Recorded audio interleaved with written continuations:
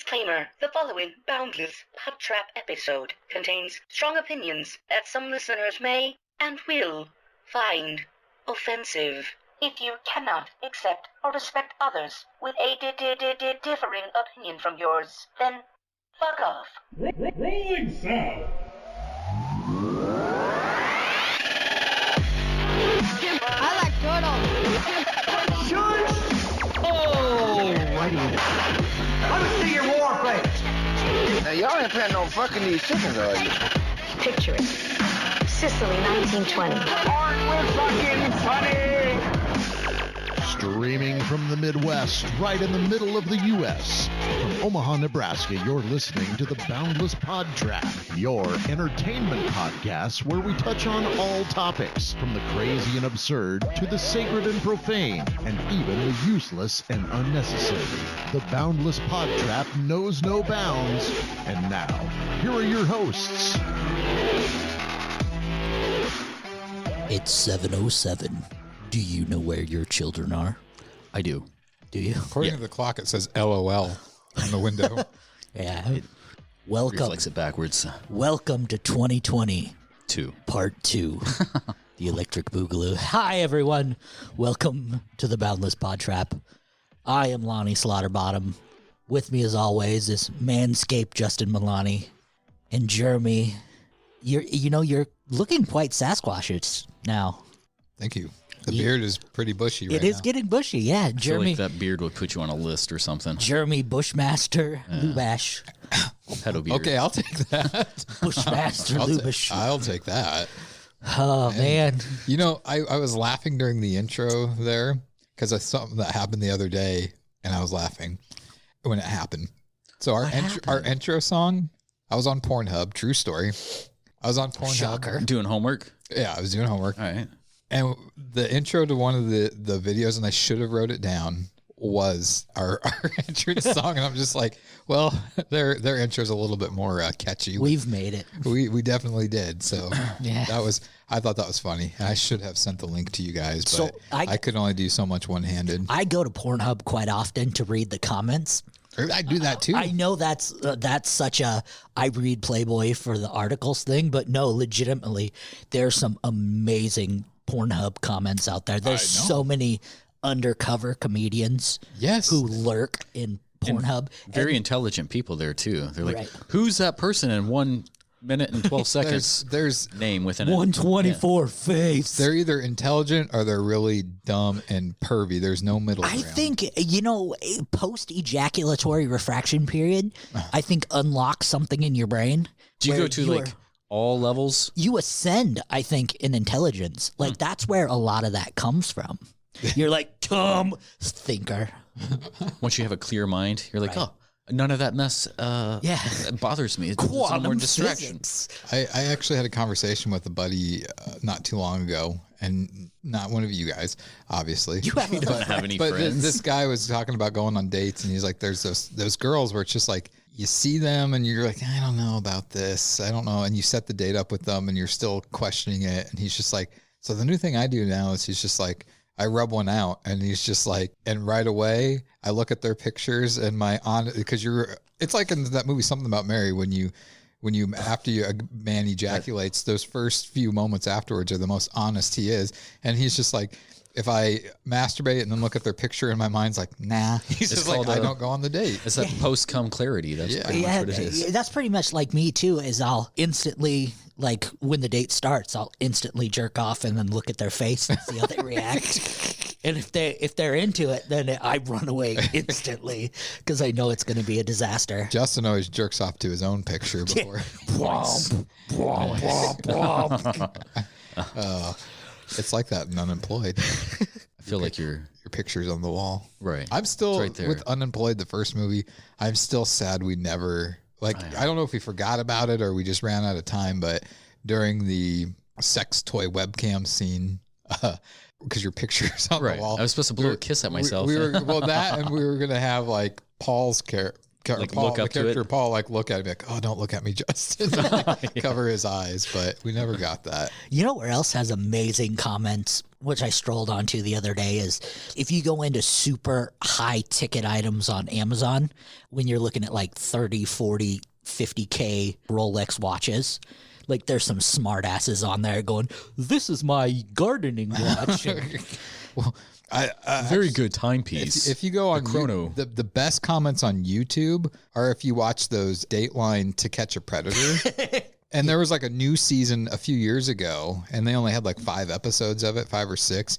And there's one where the decoy that's supposed to be playing a 12-year-old boy has like a beard, a 5 o'clock shadow, has a deep voice. And the actor in it, he's just like, because the decoy, whatever the guy says, the predator, the decoy is just like, come inside, I'll bake you a cookie. He's like, I just live here, just me, my mommy, and my daddy. It's just like the comments on that one. Fucking use this as a walker to get to the next room. They're the best comments ever. It's just like, oh man, when I'm feeling down, sometimes I go and read those comments. I remember reading one that former guest me and Dave DeMarco found at the comic shop. It was like, oh my God, this smoke detector was perfect. It found the CO2 leak. It got me and my family out before we even knew what was going on. If it wasn't for that, we all would have died. Blah, blah, blah, blah, blah. I can't thank this company enough. I owe them my life 4 stars. What the fuck? How could we have got the 5th one? You guys can always go further. It probably came up in the news a few times, but like the lifesavers on Amazon reviews, where it's like, you know, after eating these, I spent like a week on the toilet and massive whatever. Or it's just, I'm trying to find an example here. But say this should be a segment where we read comments on something. We're going to put out a product, and we want like the 7 people who listen to this podcast, we want you to write reviews on products we release. We gained 6 more listeners. Stacy, get on it. We want to hit 10 by 2020. We lost. She doesn't even listen to this anymore. Damn it! She doesn't have time. I feel like she doesn't love you anymore. Probably you don't love not. me anymore. She doesn't support you in your endeavors. This is a new year, 2022. Offended by you. And our first thing that we talked about was Pornhub and masturbating, and I think we're she probably evolving. starts the episodes and it's like, it's just a dick of fart or shit joke. It's whatever. I think we're evolving as performers. I really do. I think 2022 is going to be our year. For what? I think we're going to break through this year. I think it's going to be our year. What's the worst that could happen? Yeah. This is going to be if we didn't get canceled in 2021, fucking we made it. Well, yeah, let's just not do where we have to guess where we play music and we'll get canceled with all the I'm proud. copyrights. We can stop it and talk about it. I've been reading up on like the YouTube copyright, the fair use and all that. And it's fine. It sucks because and we can mention it now since we know it's going to actually be taking place, but on the next project we're doing, I've been looking because there's 4 licensed copyrighted songs that I want to use for this movie. And I've been reaching out to record labels and all this stuff. And I mean, some of them are getting back to me. I've been watching a lot of YouTube videos where there's like entertainment lawyers that actually give you free advice. But at the same time, I'm like, it's not that what they say is not good. It's like, yeah, you need to get a lawyer and you need to get permission and stuff. And I'm like, you would be saying this on a free video because you want the business. So why would you tell me? But yeah, it's fucking music and copyright infringement and all that stuff just sucks. And certain platforms where they have all these clauses, but at like the end, it's like, you do agree that these clauses can change at any time. So it's like, well, fucking, like, how does that cover anything then? Yeah. Well, one of the things, I want to use that Donna Summer Last Dance song. Last Dance. Her people did get back to me and they basically said, no, I cannot use it because some Broadway musical uses it and they have, and I'm like, so what? So why? Why? So only one person can get the thing? But then they're just like, if you want to go to this website and contact this person, then you're going to have to call this person. I'm like, oh my God. Like, which musical? Is it the Dreamgirls one?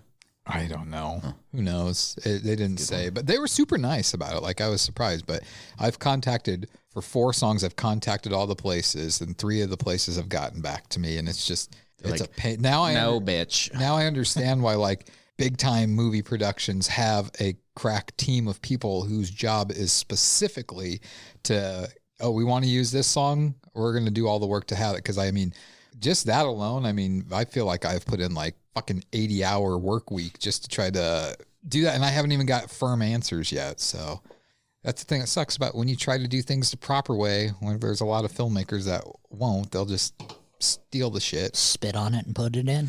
Yes. That. Oh, okay. Wrong one. Never made that noise before. Bonus point. There it is. I'm a little off. It's been a while. Yeah. My fingers are still on time. I know. We know you're off because you let that play all the way through. What's that supposed to mean? Wow. That's your New Year's resolution. I'm doing a lot. Let the sound bites. Speaking of resolutions, you make any last year that you stuck to going into this year? No. We've already Nope, already broke them. You've already fucked up. Well, I already told you guys I don't do that stuff. One day in. I know, Nobody but sticks to it. The only thing I'm doing, and what's not a resolution, is like from Thanksgiving to Christmas, my diet and stuff kind of went out the window because it's like there's too much good food this time of year and treats. So, I mean, I packed on a little bit of my pooch belly back, but it's not going to take. Did you try so hard? It doesn't even matter that you got so far and get the fudge out. Move fudge. No, you want to watch me go? Like with it being winter outside too, I can't really go on my walks like I was doing. And usually when I got into working out and exercising, it would start by going for. How do you do your walks? I feel like you walk around your block like a musketeer. Like I don't power walk, and I don't like swing my arms or carry. Like I carry my water bottle with me, but I just walk. And each street in my neighborhood, it's weird. They have different inclines. Do you do like that prancer size? Where you do like skipping like a horse? Yeah, prancer size. He goes around with his skip it. Oh yeah. You remember those things? Skip it. We'll talk about those. That's one of our topics tonight is toys we wanted as children that we never got. I wanted to do a skit with Skip It. I'm pretty sure you can imagine what I wanted to do with it. You decided to skip that segment. Skip it. If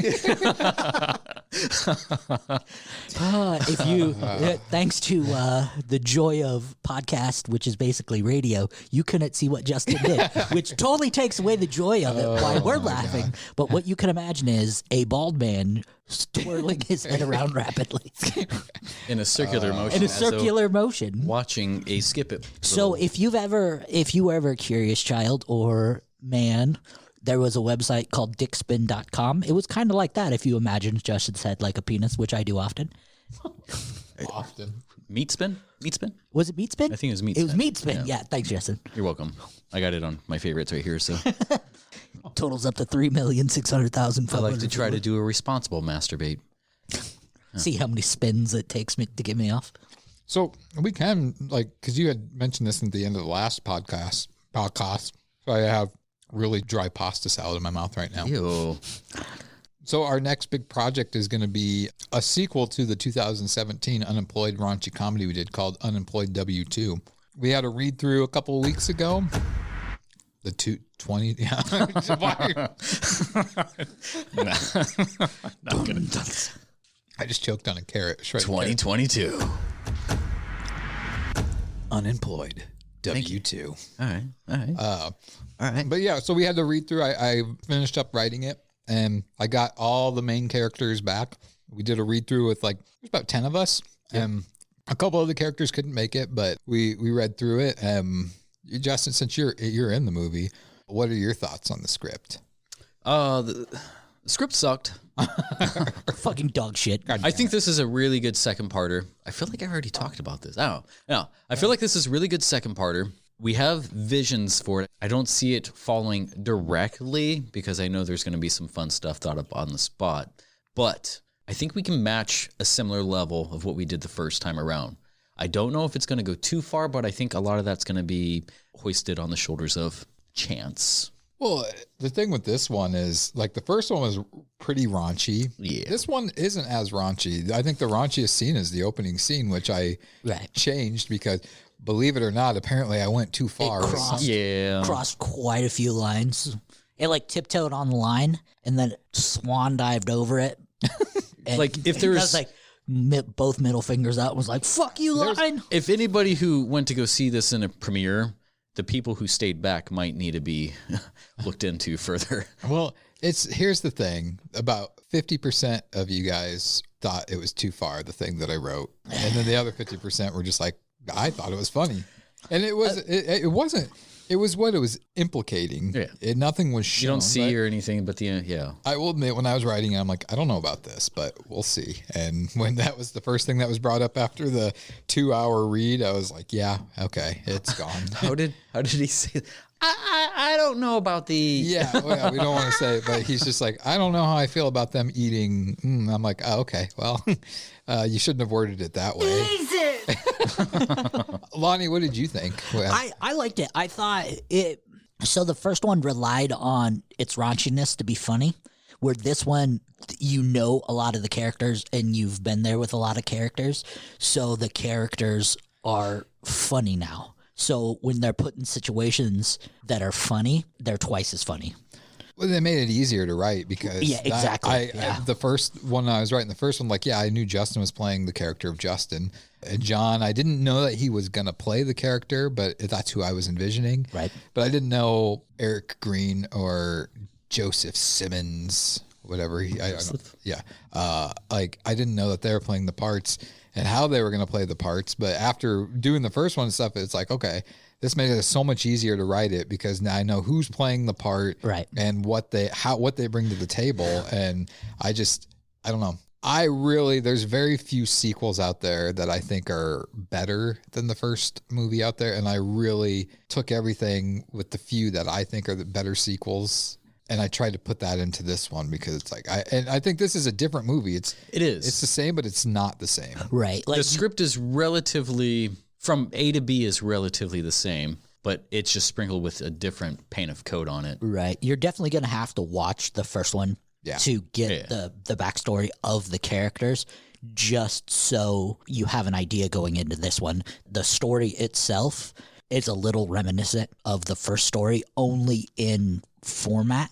Yeah. But the story is so different. Well, and so funny, and that's what makes it great. Is it's familiar like a warm blanket, but it's different in the fact that now that warm blanket has so many more tickles in it. It's Can we use that quote on the cover for this one? It's like a warm blanket full of dildos and tickles. Yeah. Like with the first one, I mean, you get like a good taste of what the characters are, but the second one, you can kind of get a little bit more of a taste of what they are with money. With money can kind of like change things. This is kind of a spoiler of the first one, but at the end of it, I guess it's, you can't take the crayons out of the tool shed.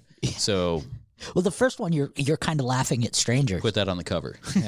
Can't take the crayons out of it. Well, the first one, you're kind of laughing at strangers and the shit they're getting into. The second one, it's more like intimate. You're getting into it with friends. Yeah. You're like, oh, Justin, what'd you just do? Like, before you didn't know who Justin was. It's just this guy was a dancer on webcam. And now it's like your friend who is a dancer on webcam is doing this. What I will say is, I mean, we did have to rush a lot with the first one. There's so many things we wish we went back and done or edited or had like professionals go through.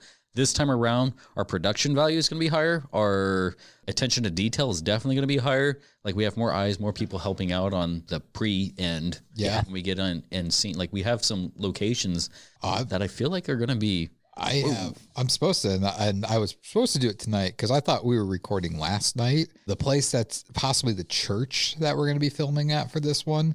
They got back to me and they said they'd like to talk to me on the phone. And I said, well, I've got a thing going on tonight. I was like, I'll call you Thursday night. And well, here we are Thursday night and I'm not calling them. So I'll have this is a wholesome movie. So we like to involve the church.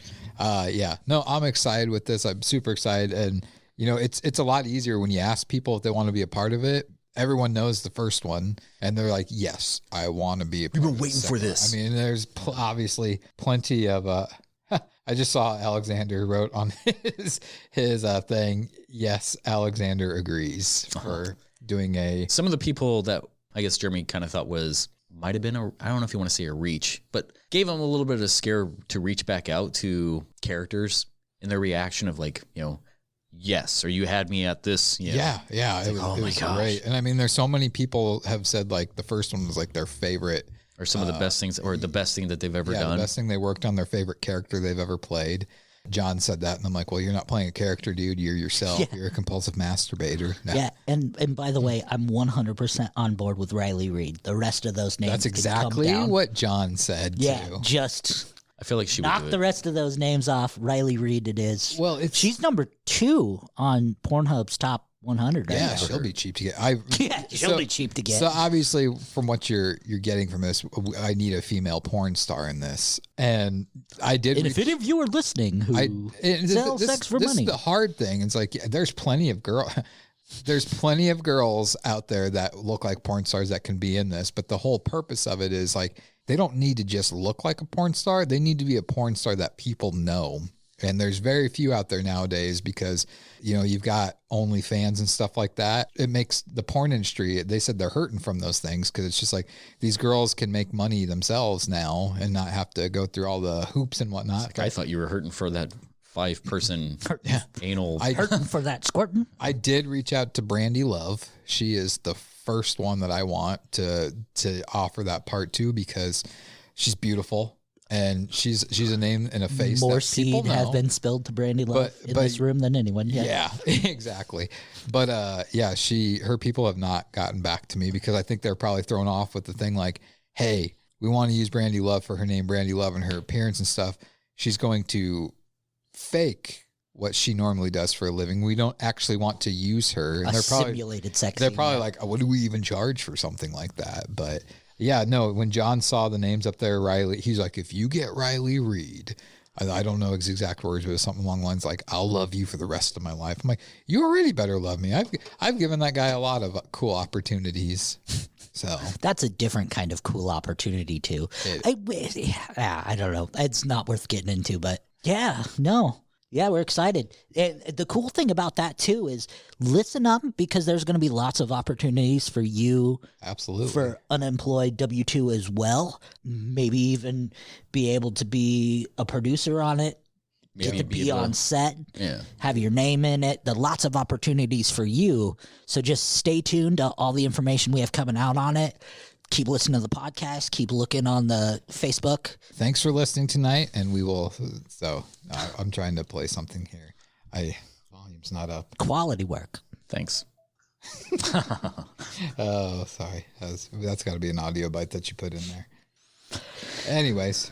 All right. So first topic, Jeremy, why don't you go ahead and lead us off with it? So we just had Christmas. Christmas is gone and past, and usually when you think of Christmas you think of toys and kids and stuff like that, and I mean I always think back to the memories I had when I was a kid, and it got me to thinking like there's some toys out there that I always wanted and never got, and and it always made me wonder, like, Chutchy. it's like I always asked for this one thing every year for Christmas and never got it, and it's just like I know it was a money thing, but I just got me to think, I'm like, man, there are some toys out there that I really wish that I could have had. So I asked the boys and myself, we prepared some lists of some toys from our childhood, which would have been probably around like the 80s, 90s, that we always wanted, but we never got. So we'll kind of go around the room. We'll name one and we'll talk about it. And maybe we can pull up on YouTube some of the commercials for it. Because, I mean, there's one for sure that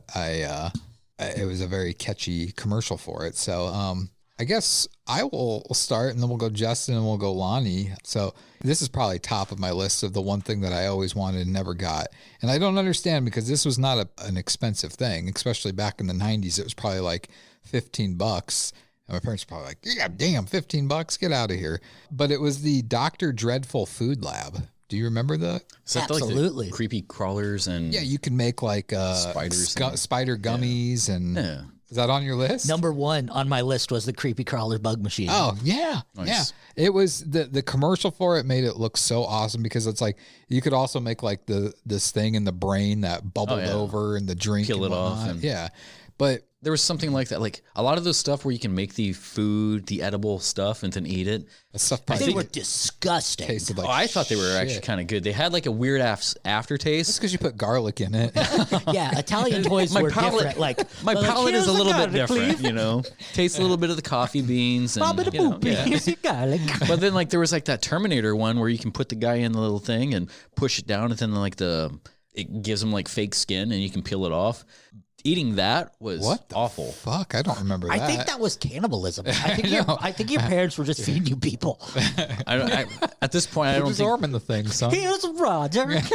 I don't think you were supposed to eat it. That was my thing, though. Like I ate it. Yeah, no, like what Lonnie said, that was. I never got to taste it, but it's just like, even as a kid, I'm like, I bet you that tastes like shit. Well, it's candy you're making. Like, who gives a 6-year-old candy ingredients? It's like, go ahead, make something edible. I guarantee you it was just sugar. That's all, especially the drink that you gelatin made. and sugar. Yeah. But I always wanted one. And they make a new version of it, which it looks awful because nowadays when they try to recreate something that was awesome in the past, it looks like shit. But they have on eBay and stuff, people are selling the original Dr. Dreadful Food Lab set, and it's like, you can't even fucking do anything with that because if you're solidified. Yeah, I was gonna say if you got it and the stuff was still good, it's like I wouldn't be putting that in my body. No. But there's a silica package in there, so it's all good. Yeah. Fresh. It's the only thing you can eat. The thing that says "do not eat." Yeah, I wouldn't make it all the way. I just tear off like the open up the wrapper and eat it like a fun dip. Yeah, as long as you eat, as long as you don't eat more than 5 of the pellets a day, you'll be fine. If they have like a lasting erection.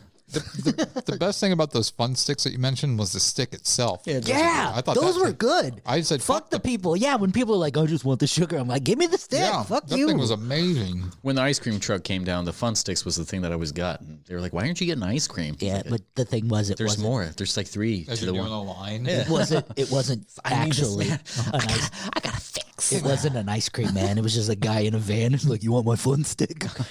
Come on back. Justin's like, yeah, man. All right. Give me that hit. You Give me get that any sweet. you get any more of the cherry in? Give me the stick and I'll give you the guck. It's like he just pulled to the next 2 blocks and I'm right there. Except he's got a little mustache. Yeah, he's a mustache and a wig. What's with that last batch, man? I like how we just assumed that Justin was bald his whole life. I had long hair. He did. I seen a picture of him with long hair. It was fucking creepy. I was actually fat then, so. All right, Justin, what's on yours? Remember those like Saturn looking moon? I forget exactly the pogo ball. Yeah, with the yeah. I always wanted one of those. I had a brother who had one. It was kind of like it's like a pogo stick, but a ball. You don't have the stick part. And I remember watching him in the driveway, like doing like backflips and stuff. And by the time I was old enough to try it, I guess, I think they might have already took it off the market because kids were breaking their ankles and all that. Kids were dying. Yeah. Kids were in wheelchairs. There's a pogo ball. Yeah, a fatal pogo ball accident. Well, those things, it was like a hard plastic rim around it. The ring. Yeah. And the ball, if I remember correctly, because my friend had one, there wasn't much air in that thing. Yeah, and it wasn't a circular. It was kind of like oblong. Yeah. Obtuse. Yeah.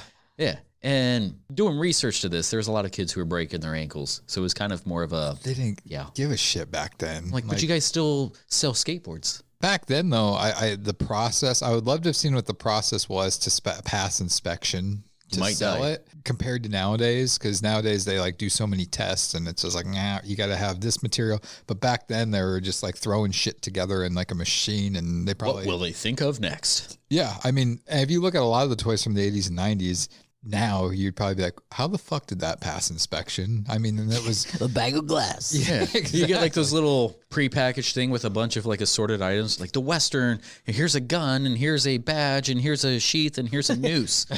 Yeah, here's the makeup to make your neighbor look like an Indian for you to shoot. And here's the step stool to tie the noose around the branch that you want. Oh boy. A cap gun. Real life shears. For the cap guns, did you like the little circular ones, or did you like the little? Oh, absolutely. The roll of. The rolls were good, but they were louder. They were louder, but sometimes they'd misfire.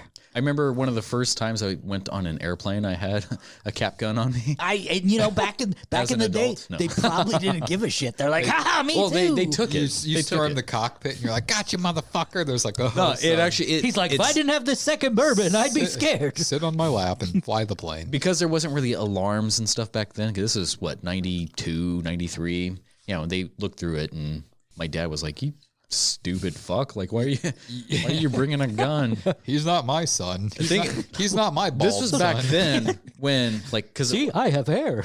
we used to we had another family. Me and my brother used to fly back and forth from here to Georgia to our other family. It was just by ourselves. So they would see us by the gate and, Run away. he's got a gun on him, You know what the best thing about those cap guns were? The smell. That sulfur smell. The sulfur. Yeah. You just, Yeah. We had no problems. we grew up perfectly fine smelling sulfur. Yes, pa. your eyes start watering. Oh, yeah. Oh, those are the days. Lonnie? So my childhood was a little untraditional. I'm the youngest of 4 boys, so I got a lot of hand-me-downs. I thought you were going to say something else. I got a lot of hand jobs. Got a lot of handies growing up. All No. right. Oh, Benefits of being a baby. yeah. I mean, I was so adorable. No, but so I I got a lot. can't hold it. You have to hold it. So I got a lot of hand-me-downs. Plus, we didn't have TV, so I couldn't really look at the TV ads. So really, the only new toys I got to see were like when we would get the Christmas ads, Oh, yeah. Oh, yeah. and when I'd see like, Bunny ear everything and get nothing. yeah, so like I'd go to my buddy's house and I would see stuff. But what we did have, I loved. But some of the things I had that I wanted and I loved, like I really wanted the Game Boy because we had a Nintendo, we had an NES, but being the youngest one, fuck if I ever got to play it. But I wanted the Game Boy so I could go hide in my room, play by myself. And if you look at those things, like back then, you thought the graphics on that thing were the most amazing thing in the world. Yeah, when I was so I'm a Nintendo junkie. I have, as you guys have seen my house, I have every Nintendo system displayed with all the games displayed nicely behind them. And the Game Boy itself, my God, it's like 4 pixels. It's not even 8-bit. It's like 4. Like Mario is a mustache. That's fucking it. I don't know that I ever wanted a Game Boy. Yeah. I know all my friends had it, and I don't know why, but I mean, and those things they're fucking expensive now. They really are. You try yeah. to get one, and it's like, why are you spending so much for it? Because it's still the shitty graphics. It's just a nostalgia piece at this point. It's just before games were on phones, it was awesome. Like the 3DS, I think that's when I stopped, was the 3DS, DSi, but was it Special Victims Unit? Mario Special Victims Unit. Well, another thing on my list that's kind of in line with that, and this is the thing I asked for Christmas, I don't know how many years in a row, never got it, but I wanted the original Nintendo with the game Duck Hunt. That sucked. I hated the Duck Hunt. Duck Hunt was fucking great. That was amazing. If they had Duck Hunt these days, there'd be a lot of broken flat screens. Oh yeah. Back in the day, That those fucking glass dog. screens can take a beating. You're like, I'm fucking shooting you. Well, it's just like I love that dog too that would like pop up. And then you'd shoot him, and then But yeah, my buddy had the Duck Hunt on Nintendo, and I always asked for that. Never got it. One year I did get a Super Nintendo, and I was just like, "What the fuck?" No, I'm just. I actually There's no love Duck that Hunt Super on this. Nintendo. What the shit? I do miss with the regular Nintendo. They had like the Olympic floor mat where you can do like the track and field, the track and field, like the original DDR man. and my fat ass would pretty much just like stand spread leg and just like start punching the foot, the circles. It's like Edmund Honda style. What's your next one, Justin? I would say most anything from the Spy Gear brand. I think I made mention of this on a previous podcast, but I like a lot of that spywares. I'll just say like the Spy X laser trap was one of the things that kind of like lit a light. And yeah, this is probably more so closer to my early teens, but yeah, a lot of that Spy Gear stuff. Yeah. They had like this one where it had like a pencil. I did have this for a while, but my brother stole it. But like you can twist or turn like the top part and put it in your ear, and then you can kind of hear things that it's kind of away from you. I used to always try to use that when my mom and dad were talking. I'm like, what are they saying? What are they saying? And then you heard them having sex. You're like, no, I don't want it anymore. No more. He took out that thing so he could hear him better. He's like, what? What do you? Never mind. Kind of wonder. Get her, Dad. Kind of wonder what my daughters think. Like when they at night they can hear me and my wife like, oh, and that's just us watching Playing video games. We're just watching gym fail videos. Like, oh, God, that's terrible form. Daddy, why are you sitting on mommy's face? it's a gym. And It's a she's gym fail. not gagging. What? Oh, Justin, envisioning you having sex. Go back to sleep, kids. She actually did walk in on us, our oldest. She's like, "Can you guys keep it down?" I'm like, go back to sleep." Daddy, why? Daddy, I don't know much about this because I'm only 3, but I have a pull-up bar. Aren't you supposed to be doing what mommy's doing? Why does mommy have garlic in her pants? I'm spicing it up. Why is mommy's thing bigger than yours? It's harder for me to take the gag out of my mouth and like get these nipple clamps off. Honey, you weren't supposed to see that. Oh my God. Okay, Lonnie. This definitely wasn't where I thought the topic was going to go. These are different Christmas toys. Yeah. So I loved the Viewmaster, but I only had 2 circles. I had a Lion King and a space one. I always wanted as many Viewmaster circles as I could get. That's the thing with the... It clicked through the pictures that had like the circle discs that had tons of little like filaments in it that would show you different pictures. I loved the fucking Viewmaster because I could take it anywhere. I could take it out in the cornfield and lay and look at stuff. I could lay on a hay bale and look. I could just lay in the dirt and imagine, like let my imagination run wild. I'm trying to think. We had one, and it was like a Disney one, and it came with a fucking bucket full of those disc things. Yeah. And oh my God, we probably still have it somewhere. It's probably in a storage unit, and it probably all melted by now. But. Downtown Omaha, there's like a vintage place that has a crap load of those. Yeah, so. the Imaginarium. Yeah. They probably have like some. It's like they have all of them. It's probably like people's personal ones. So you're gonna find like some couple when they were in their 20s doing it and stuff like that. Oh, look, it's the Eiffel Tower. Like, look, he's doing the Eiffel Tower. Like to report a crime? I think I found Jimmy Hoffa. There was a game I always wanted. I pulled up the commercial for it, but it was the whoops. I didn't pull up the commercial. That looks like a hell of a game. Yeah, they're tied up. I don't know how well this is going to pick it up, but let's see if it does. Oh, yeah. Hell yeah. Is this Crossfire? Yep. Crossfire. This is one of the only commercials that I remember like very vividly. Like it's the kid with the leather jacket who's always the bad guy. No. When I actually got this, it looks smaller than, or it is smaller than it actually looks. The kid or the game? The game itself, and then the BBs, the little balls. They're just, My mom would not let me get that game because you're gonna choke on them. All those. She's like, those will end up all over the place, and you're like, shut up, Mom. I got something you can. No, don't do that. Settle this in a game of Crossfire. It didn't work. But yeah, that commercial for it was just, and that's the thing too. They made toys back in the day, and the commercials look amazing. Like they had, if it was G.I. Joe, they're out in the dirt, playing in the dirt. They have this whole thing with like red lights and blue lights behind them. Now they're just in a studio. Yeah. Now, and their mom or something will just like touch their back and smile at them. Yeah. Hooray. Yeah. But yeah, not like, yeah.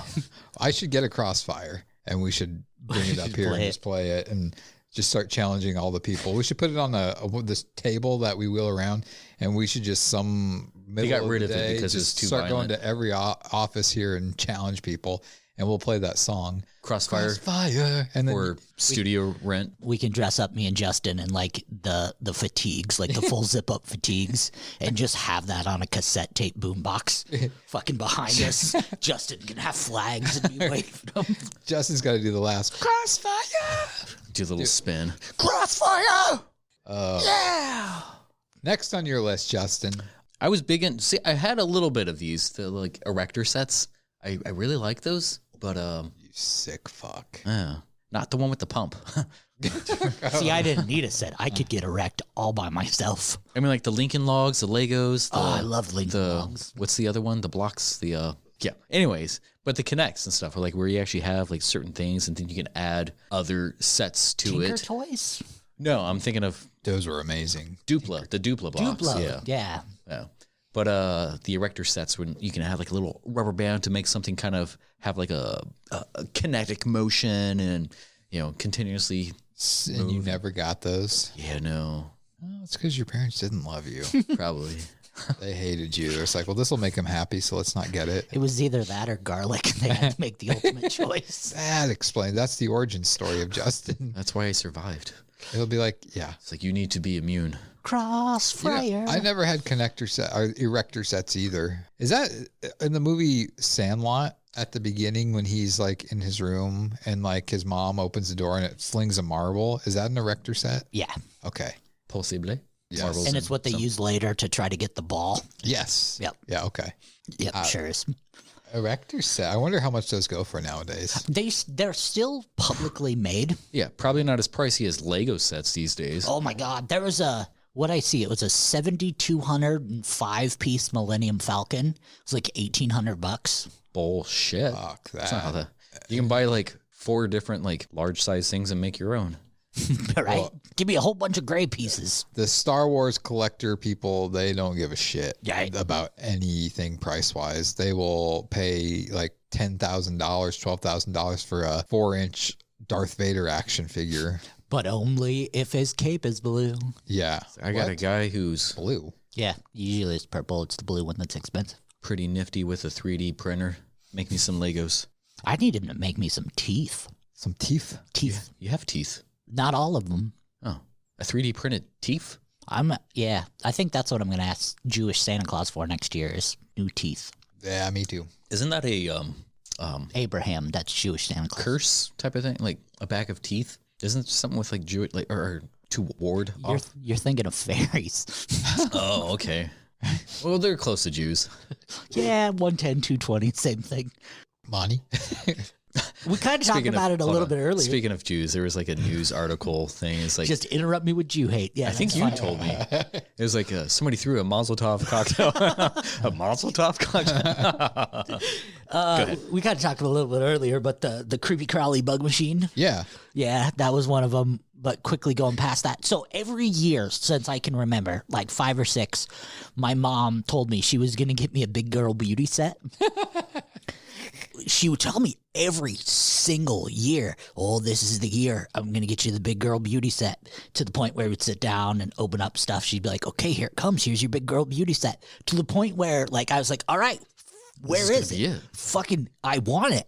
To this day, I'm like, I want this fucking thing, to the point where I got online. I was going to see how much they were to like wrap it up and say it was from my mom. So when we sat down to open gifts, and I'm like, oh, this is from you, and open up and be the big girl beauty set. But they're hundreds of dollars now for the original big girl beauty set. Very disappointing. Yeah, it's like when you it's don't. a head and it's got a wig and it comes with makeup, and it's kind of like when a chick was like, you're going to get it, take these panties off, and you take them off, and then you're like, no, put them back on. And you're like, this will do, but not what I wanted. I don't see anything like that on Big Girl Beauty Set. Big Girl Beauty Set. I think it was Mattel, maybe.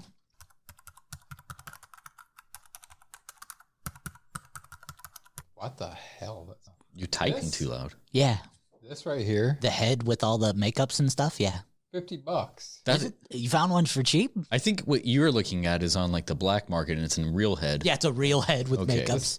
This one, yeah, $50. Nice, let's get it. A glitzy, glamorous doll with everything kids need to give her star treatment, with real jaw movement.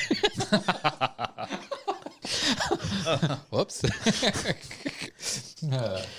But yeah, every year my mom like, this is the year I'm getting you a big girl beauty set. No, Mom, no. And then I was like, you know what? Fine, fuck it. Give me a big girl beauty set. To the point now where I'm like, where is it? I fucking want it. Oh, and this is not on my list, but I always wanted, because my sisters had Cabbage Patch dolls. Yeah. I wanted one too. Wanted a Cabbage Patch doll? I didn't want to admit that in front of my buddies, because it's just like, I asked for that a lot too and never got one. Probably for the best, because my buddies been like, what is this? And I'd have to be like, that's my sister's. Justin looks like a Cabbage Patch Kid doll. One in production. It's more of a water baby. A water baby. There's a dude who lived up the street from me, dude named Brandon. I couldn't stand the kid, but his grandma bought him all the best shit. And so I would just bear it out and go up there with my brother and play with his stuff and sometimes take it. I was kind of a klepto. My brother also had a tutor, and I was a little bit jealous. I was like, I want a tutor. You know, so One of those things you hold in your hand. no. like a Coke tutor, like a tiny somebody spoon? who would help him learn math and shit. And my older brother, so you know, I aced a lot of the stuff. I used to just go over there and like, you know, but every now and then we would go down the street to the Walgreens, and I would steal like the Pogs and Slammers at the Walgreens. Pogs and Slammers, rebel. man. That was I had a huge collection. To you, Walgreens listening to us. Outing himself. It's under. You owe us $4.26 for all those pogs you stole. It's under $900, and it was in California, so it's pretty much free, right? Oh, if it was in California, it's $8. California. Well, it's free. They say you can rob places like that these days. They encourage robbing these days. Thievery. Ooh, nice. Okay. Yeah. That's called rioting. It's called protesting. Yeah, exactly. It's called my freedom because I voted Democrat. Next on my list, I always wanted the original Super Soaker water gun. Yeah. I had one that I got that was actually better. It was bigger. It had a backpack with 2 tanks that you could fill up and like a hose and whatnot. It was amazing, but it was something about that original Super Soaker that I always wanted, but never was able to get it. And It's clunky. It was my one buddy. His name was Will. He had everything. He's the one that had the Nintendo Duck Hunt. I think he had like 3 Super Soakers. I'm like, what the fuck? You had your chance to get it. Where there's a will, there's a way. Gay. Do a soundbite. No. Nope. Do an unemployed soundbite. Do an unemployed one. It sucks. Now we're back at 0. You want me to use my... You ever been with the father and the son at the same time? I don't know what else you want from me. Okay, Justin, next. You're going the original Super Soaker. I wanted the original Nerf bow. It was Nerf bow and arrow? Yeah. Oh, I'm like the chunky. I think it was like a pink and white or something like that. It might have been blue. I know pink was part of it. I had it. Did you? It was blue with the pink bow. Yeah. Yeah. Okay. Nice. You got to lock it back, set your target, release. It was an amazing toy. Not to rub it in or anything, but it was pretty great. A piece of weaponry. Bow and arrow is coming your way, and it means business. The power Business. and arrows in your hand. Now your heart is thumping. Fire as quick as you can. Now your heart is thumping. And then they're having Nom flashbacks. Oh, that's why it has ninjas in the commercial. I'm like, you're using that against ninjas. I mean, they can see it. It's not Nerf adventure ever. camoed at all. I'll tell you the thing about the arrows on that thing. The blue, like, feather fan part of this just got ripped off. Yeah. Always fell off, yeah. Well, that was a good toy. And they don't have anything really like that nowadays. Like, that was... Everything's still like air powered or whatever. This was actually rubber band. Yeah. Yeah. You'd shoot it. You can get up to like 120 PSI. You can kill a cat with that. You know what I did with those? Oh, I don't want to know. Put dildos in them, flung them at people. I'd blow up balloons and I'd hang them up outside. And then I would take a thumbtack and I would put our electrical tape on it so that it was on the point of the arrow. And I would shoot at the balloons and try to pop them. This was your Kevin McAllister phase. Yeah. And I'd have my buddy hold it. I was like, just hold it. Hold it. Nothing battle. He's got an arrow hanging out of his head. But yeah, that's a good toy. That takes me back. I wonder if I still have mine somewhere. You probably don't. No. Ninjas probably took it to battle with. Fucking ninjas. Lonnie, why does it look like you have a man bun? I'm starting to have a man bun. Well, you're going to start to not have friends if you have a man bun. My hair's getting so long, I almost have a man bun. At least it's not in like slippers and... I am wearing sweatpants, though. V-neck. All right, Lonnie. I really wanted and this is probably outside your guys' knowledge scope, but once I started getting a little older, I wanted a pair of K2 skates. They were the first extreme skating inline skates. Don't think I've heard of those. Yeah, they were like... Is it around like the same time with like the snake boards? No. It was like for when you wanted to do like cool skating, like grinding and stuff on inline skates. Like you weren't coordinated to do like skateboard stuff, but I played hockey, so I could skate really well. But I wanted to go off ramps and stuff too. But hockey skates were so small and thin, but they created like the extreme inline skating. You see the second one from the front. This one? Yeah.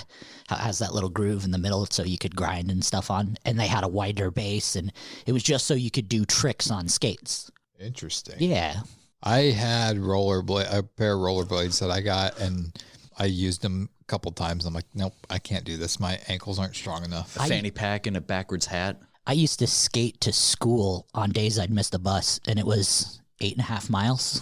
8 miles. So you went a little bit farther than Eminem. A little bit. You went 0.5 miles longer. How many more do you guys have on your list? Much longer than John Coffey, too. Should we go around one more time? Sure.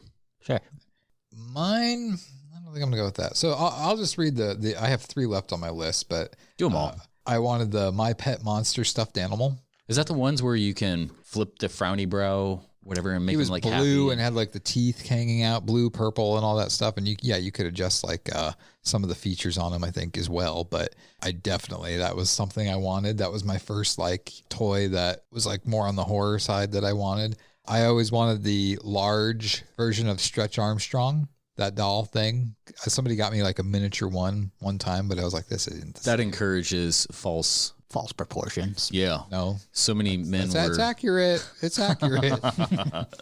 But the one that I really like that I was going to talk about on the list here, beauty standards. That's the game Mousetrap. I had that, but I never played it. I always built it to watch it fall, and I didn't know how to play the game. I'm like, what the fuck are these little cheese things for? Well, that was the thing. There was too many bits and pieces to it that's why I wasn't able to get it, because I'd lose the pieces and then the game would be worthless and whatnot. But I mean, the commercial made it look so amazing, which they're supposed to. Then you break it because you ripped the pieces out of the board and they're supposed to be like fixed in there, like slide and lock. Oh, like, nope, just rip it out of the cardboard, put it back in the box. It's time to eat. I believe they still make that game nowadays, but it's probably cheapened so much than what it used. Because probably back in the day they made it with lead in it, but nowadays they don't. They need to make things with lead again. They should. Weed out the herd. That's what I was just gonna say. That'll weed out some people real quick. All right, Justin, what's left on your list? I did have some of these. There's some stuff. I'm just gonna say what I wanted and what I actually kind of did get. So a lot of those vintage Tiger handheld games, I remember having like a Street Fighter one and like a soccer one, but there was like a whole bunch. Like those are perfect for car rides back in the day. Ninja Turtle one was one I had. It was amazing. That's the one where you're like swimming underwater and you have to go around like the swing. I love that one and I hated it. Then you get electrocuted. You can only play as like Donatello, I believe it was. Yep. Yeah. I did also have like Mousetrap and Crossfire on there. Polly Pocket, like the counterpart, Polly Pocket, Mad Max.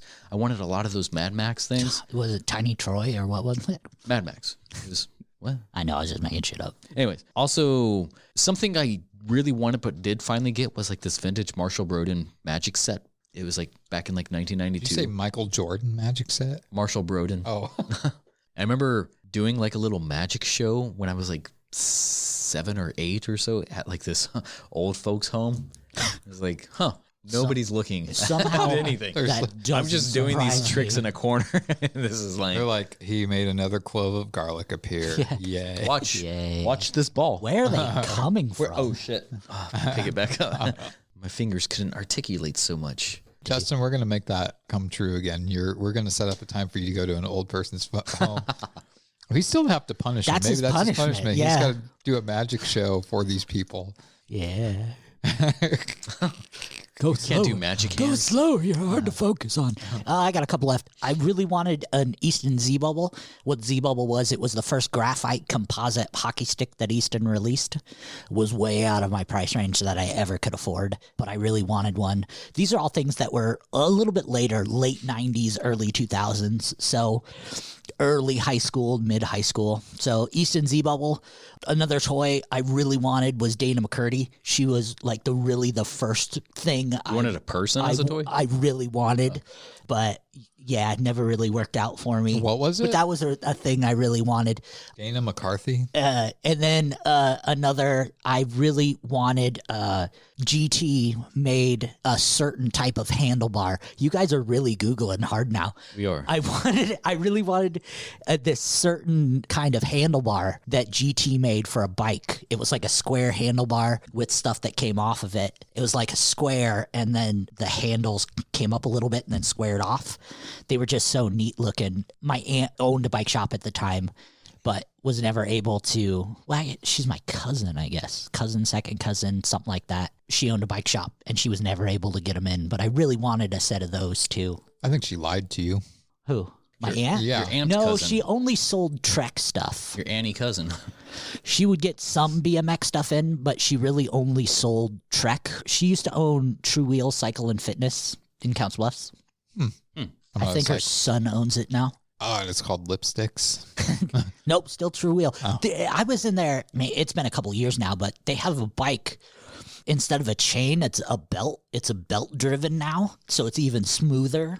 It's fucking crazy. The things they come up with. They're not going to rip up your shins. Yeah, or your anything. pants aren't going to get caught in that shit anymore. Man. So many bike accidents and just like slamming your toes or your shins on like the pegs or something. You're like, fuck. The back of my Achilles tendon, like when it would slip off the pedal and it would just scrape. Grind on that. that. Oh my God, I can't walk for a week. Those super sharp pedals, yeah. My oldest sister, she had a really bad accident when she was riding her bike where it cut the crap out of the back of her Achilles tendon. She hasn't ridden a bike since then. I can imagine, yeah. You're just standing over your bike in a pool of your own blood. You're like, I remember I went to Chaco Hills with my parents and they would walk the path and I'd take my bike and I was going down the hill so fast. And when I got to the bottom, there was a bunch of gravel and bike came out from under me and I landed on my knee. I went to stand up and I felt like my kneecap was all the way back. And I just remember there was people walking by and they're like, you okay? And it hurt so bad. And I scared myself so much. I threw up and the people were just like, are you okay? And I'm just like, and there's like, okay. And I just kept going. Some mad shreddage. Well, yeah, back in the day. Yeah, I don't know how I survived growing up thanks to bikes. Like, we used to have the giant hill by where my parents lived, and our goal was to see how many trash cans we could jump over from just putting a stupid homemade ramp on the bottom of a big giant hill and see how many trash cans we could jump. I don't think anyone ever landed the jump. Probably not. But it was to see how many you could fly over before you hit the pavement and slid as far as you could. Us, when we were kids, we would do stuff like we'd be innovative with things like that, and we gave no fucks. Yeah. Nowadays, there's like everybody's so protective of their kids and what they're doing. And it's like, yeah, you don't want your kids to get injured, but there's so many times we cheated death with things that we did, or at least cheated like a shattered arm or leg or whatever. It's just like, you got to let kids make mistakes every now and then. That's the only way they'll learn. Then again, I mean, like the price of a shoulder replacement is a lot more expensive these days. That is true as well. Then it's like, it's got to come out of my pocket. Get good at what you do then, and you won't hurt yourself. See, if you make $10, if you make $10 doing something you love, you do it 10 times. That's $100. See, and then you take that $100 and you do it 10 times. That's $1,000. And then you know what you do? You take that $1,000 and you hire someone to do it. You give them $900. Then they do it 100 times. You make $1,000. You didn't do shit. And then you just let them do that forever, and you make free money. You sound like an infomercial. Some Steve Harvey said. What if they're going to do a shoulder replacement? They're going to make all that money, and so are you. Pyramid schemes. See, I just made your whole fucking topic 10 sentences. Easy. It's not that easy. There's a lot more effort that needs to be put into it, and I feel like you dodged a lot of corners. Speaking of Justin's topic, is he where we're moving on to? Yeah. And he apparently swerve-balled us. And he's got a new Before we go into Justin's topic, though, I do want to mention someone who's been great to us, someone who has really helped us out as a podcast and as people. I want to throw a big thanks out to ML Image. Amazing photographer, shoots boudoir photos, shoots graduation photos, takes pictures of cakes, if you know what I'm talking about, takes pictures of boobs. I was going to say, I don't think he does graduation or cakes, but... You know what I mean when I say cakes. Oh. Yeah, you see what I'm getting? Bang, bang, bang! Yeah. Little Debbie's. ML Image, though. Michael Laughlin, you can find him on the ML Image specializes in boudoir, ink, pinup, glamour, and even nude since 2005. ML Image celebrates and highlights the female form in the most vibrant, eloquent, and sultry of portraits. ML Image is an Omaha-based photographer You can see his work at mlimage.com. Did I say he does nudes? It is not safe for work.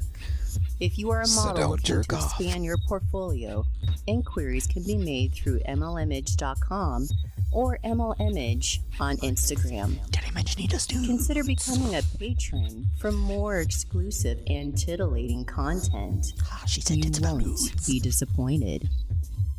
mlimage, where image is everything. Touch my penis.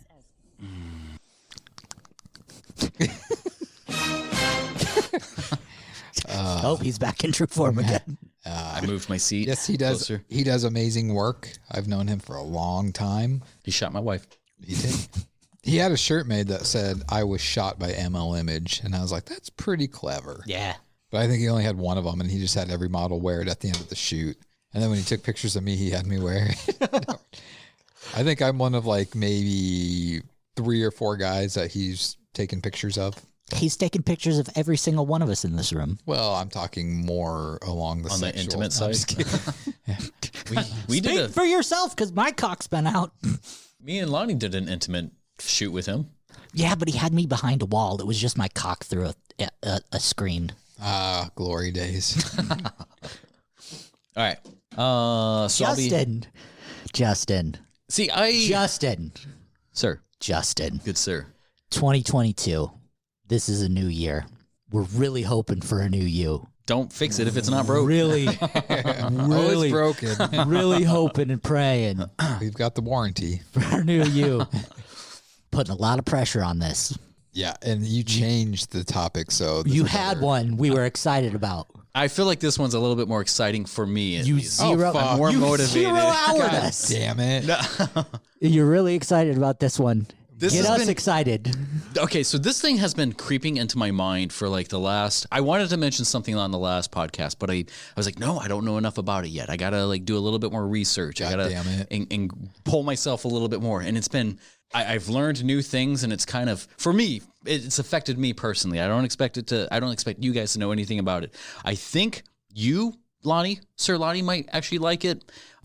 But I feel like Fabulous. you'll end up killing yourself, and so I kind of don't want I mean, to. that's probably in the cards anyway, if we're going to be completely honest. And I don't know about Jeremy. I think he might just think it's stupid or hate it. Or I already something like do. that. I already do. When you start up with, hey guys, this is probably going to make you kill yourself. When you start off with like, this topic is fun to me, it's like, okay, yep, well, All right. it's going to be. What I'm doing is kind of a book review, but I haven't even read the book.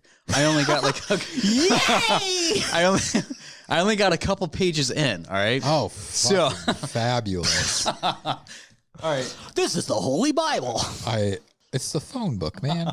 What the? So I found this book. He found it. He didn't pay for it. He found it to show you. That shows you how good the book is, and it's thick.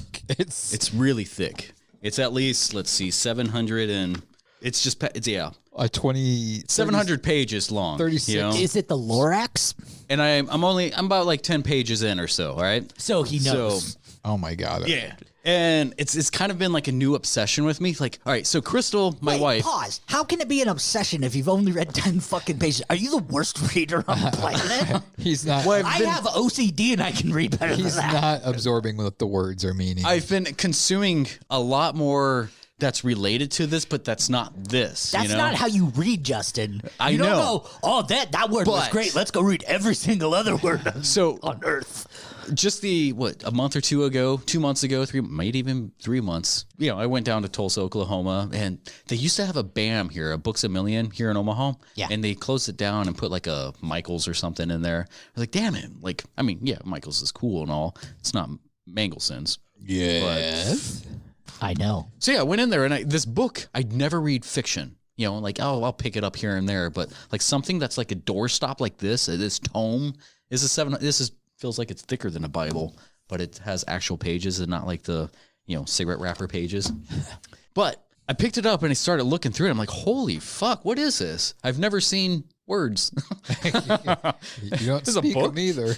It smells like a fucking book, But like, there's so many things that's with this that is like, it's freaking crazy. I'm about 20 pages in, and Okay, it must be so captivating. Yeah. All right. So with start. All right. Let me just first off, let me ask you this. What about that captivated you? It's a black cover with nothing on it. Why is that captivating to you? There's something on it. So the book itself is called House of Leaves. It's by Mark Z Danielewski. And that's the one and only book he wrote. He's actually wrote a bunch. The thing is he does this thing called like a visual text. So reading this is kind of a challenge. Yeah, that's called a movie. No, the thing is I don't think you can make a movie out of this because it's so different. How do you know? You look at it. All right, so I'm about 50 pages in, all right? And so like you start off with like everything kind of looks normal, like an actual book, but when you get into it, like words are sideways or upside down. Every single time you see the word house on it, it's in a blue font. There's so many like cliff notes and stuff at the bottom that revert back to certain things. So reading this is a challenge in itself. Like I said, there's only 700 pages, but like some of these pages are kind of blank or only have one word on it. But the challenge of putting the effort into it probably makes it like a 1,200 page read. So what I am intrigued about this is because I love like mystery boxes or, find a killer or hunt a killer, like those types of things. Watching a movie and be like, oh, I can figure out the ending ahead of time.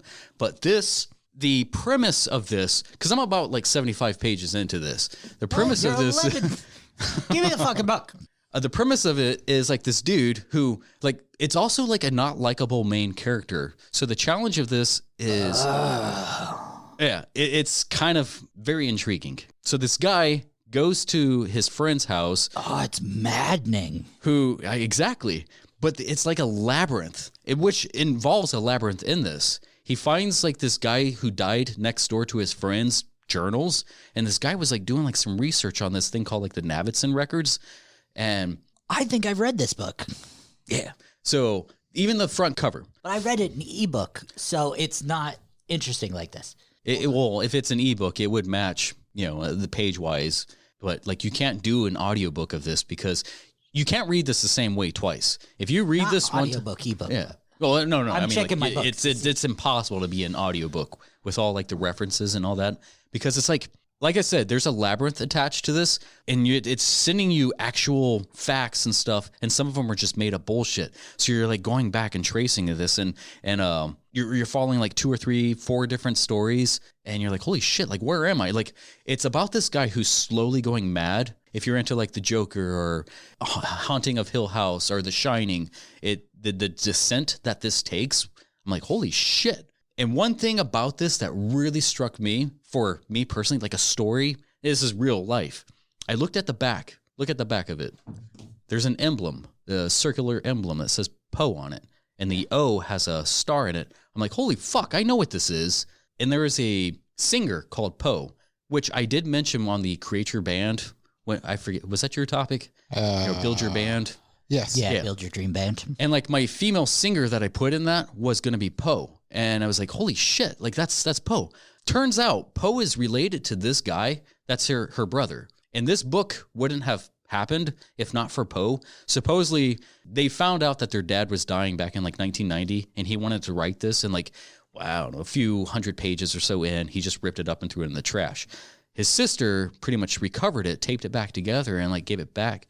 I found a Poe CD in a kind of like a secret closet when I was working with my dad, and we used to clear out houses, and he does construction. So we used to like clear out houses or paint houses, like things that are like vacant. So anything that was in there, we got first dibs on. So there was like this room where we were plastering, and I was like, holy shit, there's a door right here. I opened up the door, and there's like a crate of like CDs, and Poe was one of them. So there's a song that was popular called like, Hey Johnny or Dear Johnny. Johnny, I want to kill you. I want to blow you away. And the main character of this is Johnny Truant.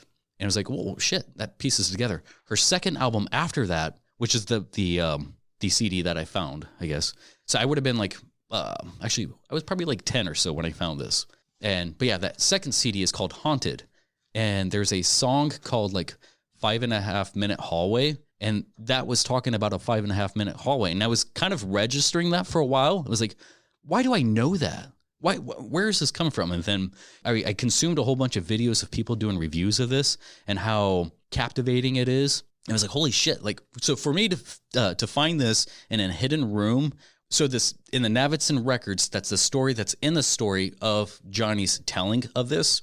The family, husband and wife, who isn't really in a good relationship with their kids, they go take a wedding, go to a wedding and come back, and they notice this doorway, and they're like, "Holy, was this here when we recorded everything?" And they go through the door, and it's like it just leads into like from the parents to the kids' room, and then each time he goes back through it, it seems to get bigger. So he kind of takes pause and he measures the outside of the house and then he measures the inside of the house. And it's only like a 1/4 inch, which if you look at the front cover, the cover itself is like a 1/4 inch off from the rest of the book. And that's kind of like the starting of it. And I was like, holy shit. But anyways. I'm going to pause you for a quick second because I think this is funny. I did start reading this book on ebook. And all my ebooks, I put a little note what I thought of it. So if I ever read them again, I can go, oh, it's this book. On that book, I have a 50-page rule. I have to read at least 50 pages, and that's where I decide if I want to keep reading it or stop it. I stopped this book, and my reasoning for stopping it, I just put, what the fuck? Well, that's exactly what you're supposed to feel. It's like you are feeling this maddening sense. You're like, what the fuck? You're like, where does it go? You're trying to put the pieces together because the main character is trying to also put these pieces together because the character that he found who is also putting these pieces together of the recordings of the other guy putting things together. Like, why is this house kind of growing? So it's kind of like the house is the paranormal. And I think the reason I had problems with this book is a lot of times when I read books is when I'm laying in bed trying to fall asleep, trying to relax. And I don't want to, and think is the wrong term because I do read lots of thought-provoking books when I'm trying to sleep.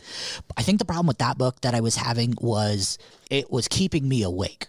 Right. That's why I was saying, like, you probably would kill yourself if you, like, finished it or something like that. Like, Well, and the problem with the ebook form of that, too, is the footnotes are so much different. Like, in the actual book, from looking at it, like, it seems more eye-appealing.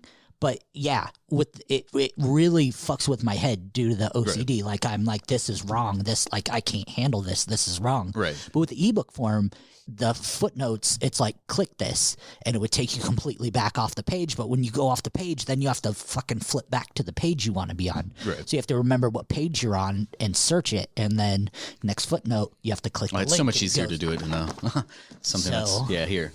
But, like, the visual text, I really like that. I like to try to solve something, and it takes place like in the house. And a house is supposed to be familiarism, favorite, like a place of security or comfort.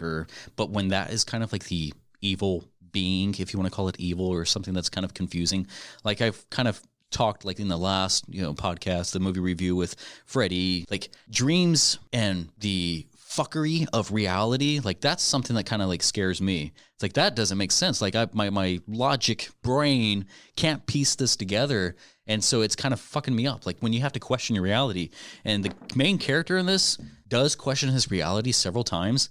Like I said, it's kind of like a labyrinth. It's a labyrinth. There's pages that are read differently, windows of reverse text. It orchestrates the feeling of emotions of the writer, the feeling of going so far and feeling lost, trying to piece things together. And that's exactly, you're doing the work with it. And I was saying, like, you might not like it because you have to do a lot of work for it, but it gives you, it's a whole new, that's supposed to it gives you a whole new experience of reading. Like most books are read left to right from top to bottom. There's things like when they actually go into the house, they did like 4 different explorations in it, and text from the top of the page is the events that are going up from the people who are on the top, and the text that's on the bottom is the actions and events that's happening at the bottom. Like this is reading very, it's different. It's not, like I said, you can't read this twice because sometimes your eye is going to go elsewhere. Like when it prompts you for like a footnote or a cliff note or something like that.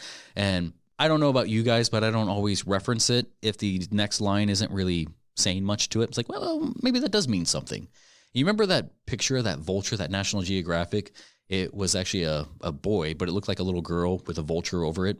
It was like the one staring at it, waiting for it to die. Yeah, it was like a Pulitzer Prize winning. The Navidson character in this is supposed to be that person. And did you guys know that actual guy committed suicide because of like just that kind of really fucked with him? Like, he tried to help that kid. It was an actual boy. He either tried to help that boy to nurse him back, and he, I want to say, died within hours or so, and it was already too late. Like it was food for the birds.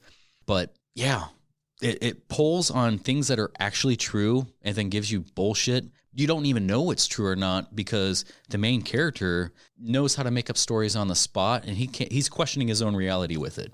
And you've gotten this from 10 pages, reading 10 pages? Technically, he's 28 pages I'm about through. 100 pages in, and 28. Give or take. That's where your bookmark is at 28. Oh, is that page 28? I didn't put that in there. How the fuck did that get there? I guess to me, it's hard to, without knowing anything about this and not reading anything except for when I skim through it, I don't know what to even add to this because I don't expect you to. Just looking at it, I'm like, it's pretty. You gotta read. Interesting book. I mean, it's like I seen like 15 different size fonts in there. I saw like 12 the fonts different are really cool too because fonts and it tells you kind of what character is talking or what story you're following. So you can read this like 3-4 different ways. Just read one person's story, go back and read and it's still getting a complete story. Like you can just read the Navidson records. You can just read Johnny Truant's story. Right. You know, you can skip over all the cliff notes because they probably don't even mean anything. And you're questioning that while you read the whole thing in its entirety. And if you look at reviews of this, and one of the reasons that made me pick it up and want to read it, and you got to get away from the pure horror truists, like the pure horror novel fans. It's up there. Like this book is absolutely terrifying to a lot of people just because it's so unnerving. There's so many things that have to click in your head to figure it out. It's like the Jacob's Ladder of novels. Came out in like 2000, and this is pretty much a book about found footage. And this is around when found footage was kind of like not even popular yet. When did Blair Witch come out? That was like 2002, 3? That was 98. 98, whatever. 99. Right. Around the same time, I guess. Because Poe was a huge inspiration of me, like she became an instant favorite singer of mine. Like not only her, but like with Conjure One, she's kind of subbed in with her vocals on Conjure One. If you heard, like it's so captivating. I've always loved her voice. She's one of those people like if she puts something out, I gotta take it. What I liked about her and her relationship with her brother Mark Danielewski, I believe her name is Anna Danielewski, but they've always pulled material from each other. And I remember reading on her haunted record, you hear these tape recordings of her dad. And her dad was like an avant-garde theater, like he was a director or whatever. Like he walked into like the same roads that we walk, I guess. You know, we try to do something a little bit edgy and it inspired them. They did a lot of traveling. The actual writer and singer, he would write stories and she would read them. But yeah, a lot of his stuff is in her, like to her pamphlet, you know, or her what do you call it? The cover of her album, I guess. The guy who was found dead, Zampano, kind of reminds me of who their actual dad character, because they put the recordings after he died in the music on the album. And it's like, wow. Because like this is a dead man's voice, her dad's voice. And yeah, it was very compelling. There was a song that she did called Hey Pretty. And I guess that's her brother collaborating with her, adding his voice to that, you know, like she was whatever, like fast, slow. And say, hey, pretty, you want to take a ride with me? Let me see if I can pull the song up. Lonnie, I feel like your hair is getting longer as this podcast is going on. Getting more and more of it into a man bun.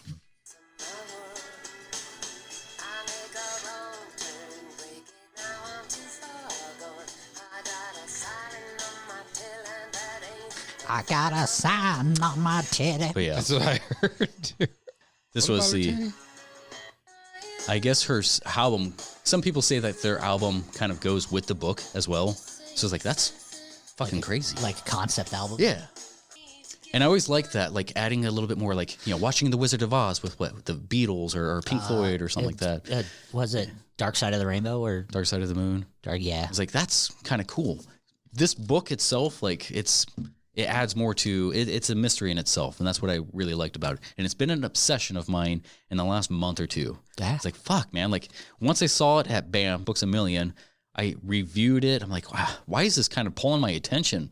And yeah, I've been kind of, you know, I'm about 200 pages in already, and yeah. Yeah, nearly, yeah. Almost 200. If you're interested in it, I would highly, like, if you want me, if I was thinking about getting you it, but I'm like, no, I don't want him to die or anything because it'll drive him mad. The actual, well, thank you. I appreciate it. Yeah, the actual novel, the actual book form of that I would fucking agonize over. I'd have to fix it.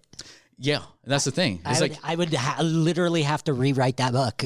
When the main character, Johnny Truant, finds these writings, these notebooks of like the Zampano character who is documenting the Navidson records, he's putting it together from, and the Zampano character is blind. So it's like, how is a blind man writing these notebooks? And then he's adding his own, like there's cliff notes of Zampano's writings and then Johnny Truant like correcting it or trying to make a correction, and he's adding his own ideas to certain things. It's like the house adding more to what is actually there. So like I said, it's a labyrinth, and in this labyrinth there actually is what is it? The beast within the labyrinth. What is it called? We're just enjoying watching you struggle. The Greek legend of the centaur? Not a centaur. Minotaur? Minotaur, thank you. Minotaur, thank you. A Minotaur.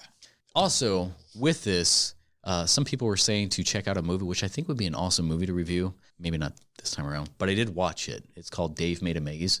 That movie is fucking fantastic. I love that movie. Like, I've never heard of it, and then I checked it out. I was like, holy shit, like, this is such very a great clever movie. Very fun and witty. Such a great movie. Yeah. It's love not... it. I wouldn't say it's dry, but it kind of has like a dry sense to it. It's a very me movie. It's witty, and then like when they go into puppet form, and like when you can see the blood, and it's more like it's very creatively done. I'm like, holy shit, very dark humor movie. Dave Made a Maze. Dave Made a Maze. Yeah, it's a fun dark movie. It's a comedy horror, if you will. Yeah, and it does remind me a lot of this since I'm about 300 pages in. Whew. Yeah, that's pretty much all I got. See, you know me, I don't like reading books because my imagination's always going, and I could be reading the words, but I'm not thinking of the words I'm reading. I'm thinking of something else as I'm reading.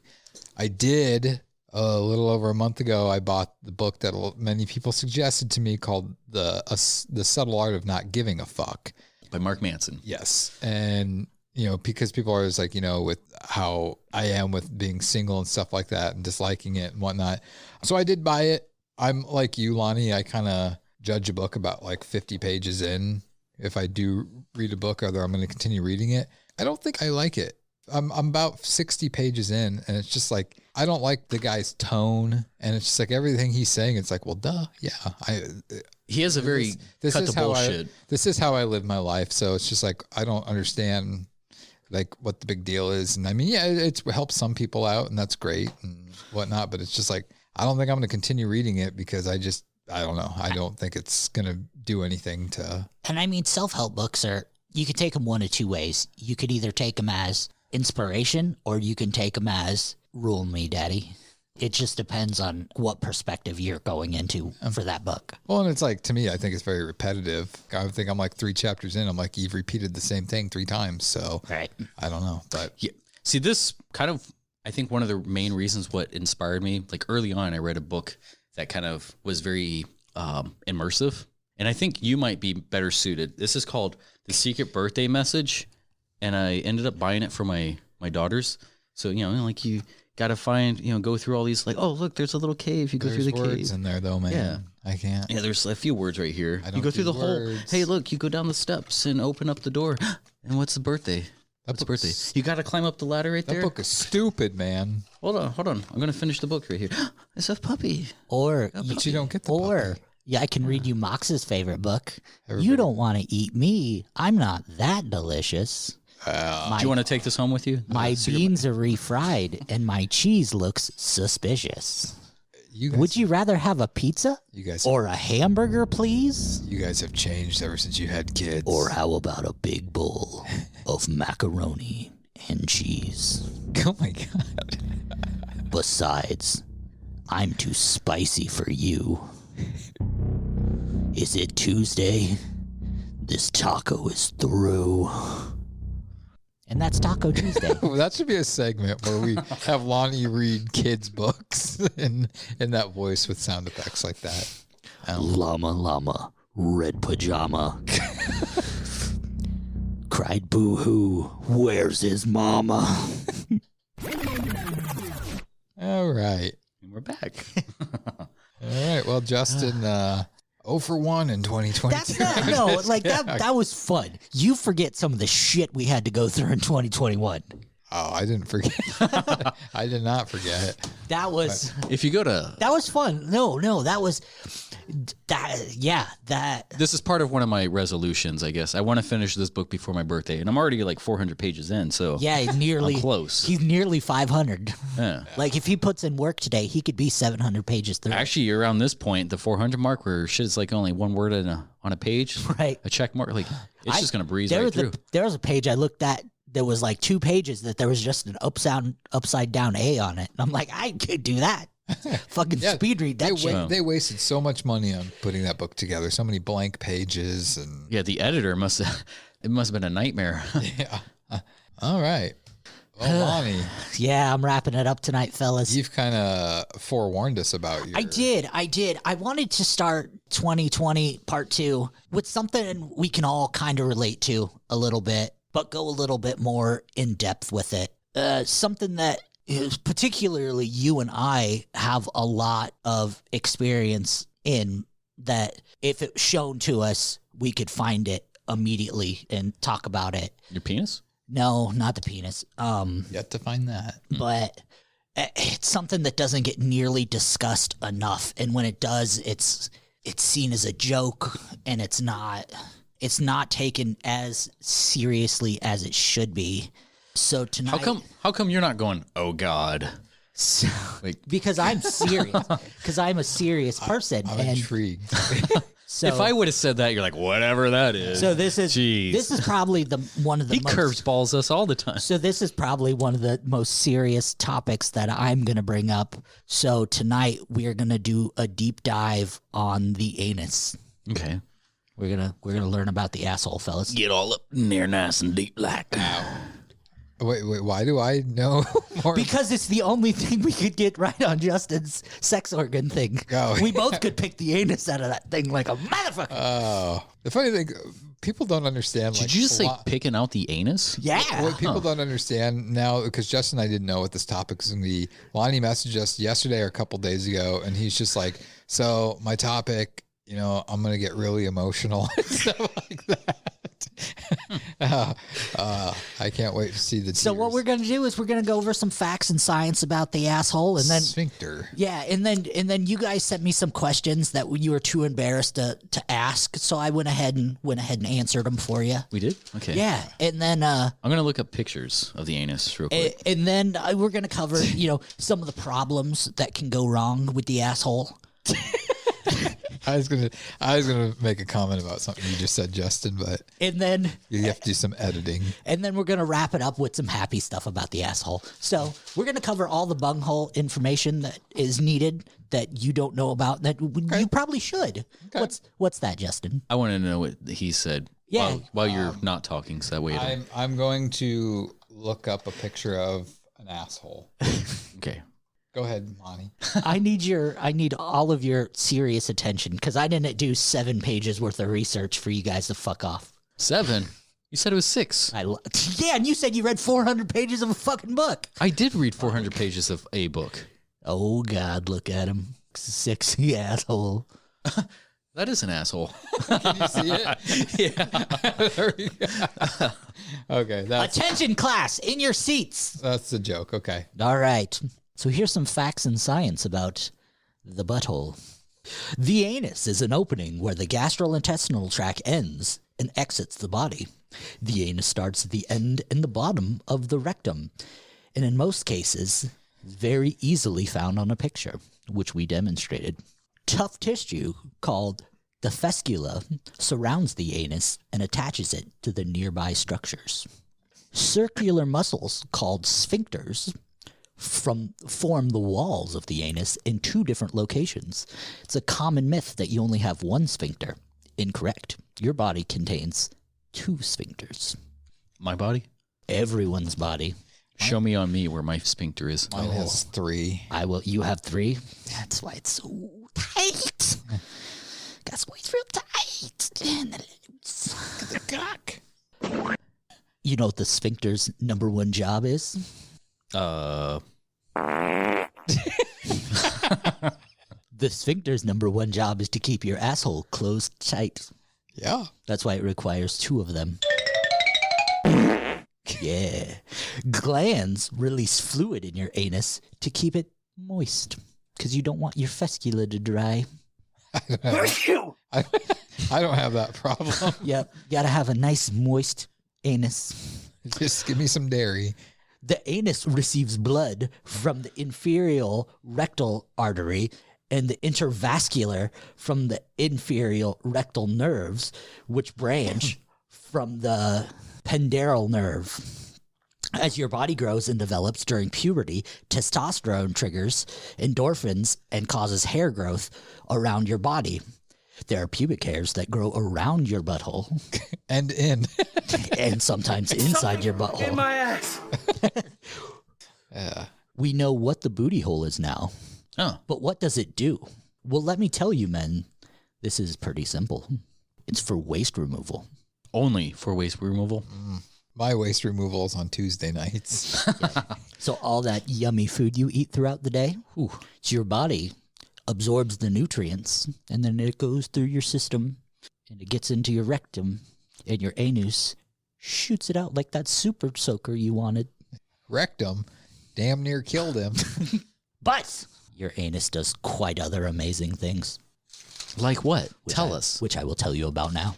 With two different sphincters, it is impossible to squeeze them open.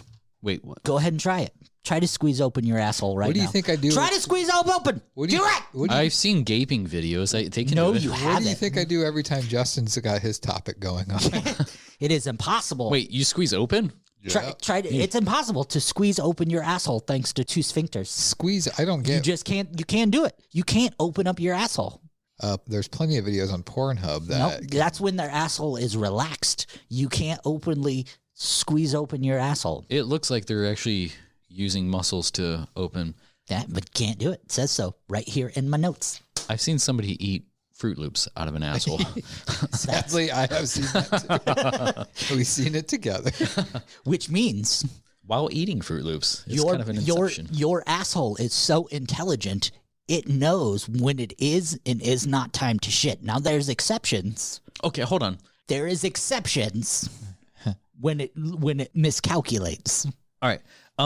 You probably already have this on this, but you said it's only used for one thing, waste removal. But why? Its primary function, okay, is for waste removal. And for clearing out a room. Yes, but there's taste buds in her ass, right? No, that's what I've read. No, you read wrong. Science proves it. Science does not prove there's taste buds in your ass. Yeah, because when you after eating Mexican food, you can still feel the spice, the taste of spice there. No, you can't. Your butt tastes? Your butt does not taste. That was when you were reading the book about eating ass. Okay. Your butt does not taste. Okay. Now. For dummies. Eating ass for dummies. Stop talking, more paying attention. I'm trying to participate. Talk during your topic. It's participating in the, yeah. Oh, yeah, that's because you're sleeping. No, but good question. Thank you. Your asshole does not have taste buds. Mine does. I'm sure it does. Both of my fingers. That's why whenever I'm doing it goes, mmm.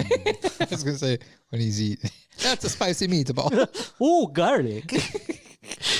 But, so, your asshole knows when it's time to use the bathroom or not. And when it is time, it sends a ping to your brain and says, hey, brain, find a bathroom. We'll get to that. That is a sign that Jeremy has a hairy asshole. Or it could be non-hairy. We don't know. He could wax his asshole.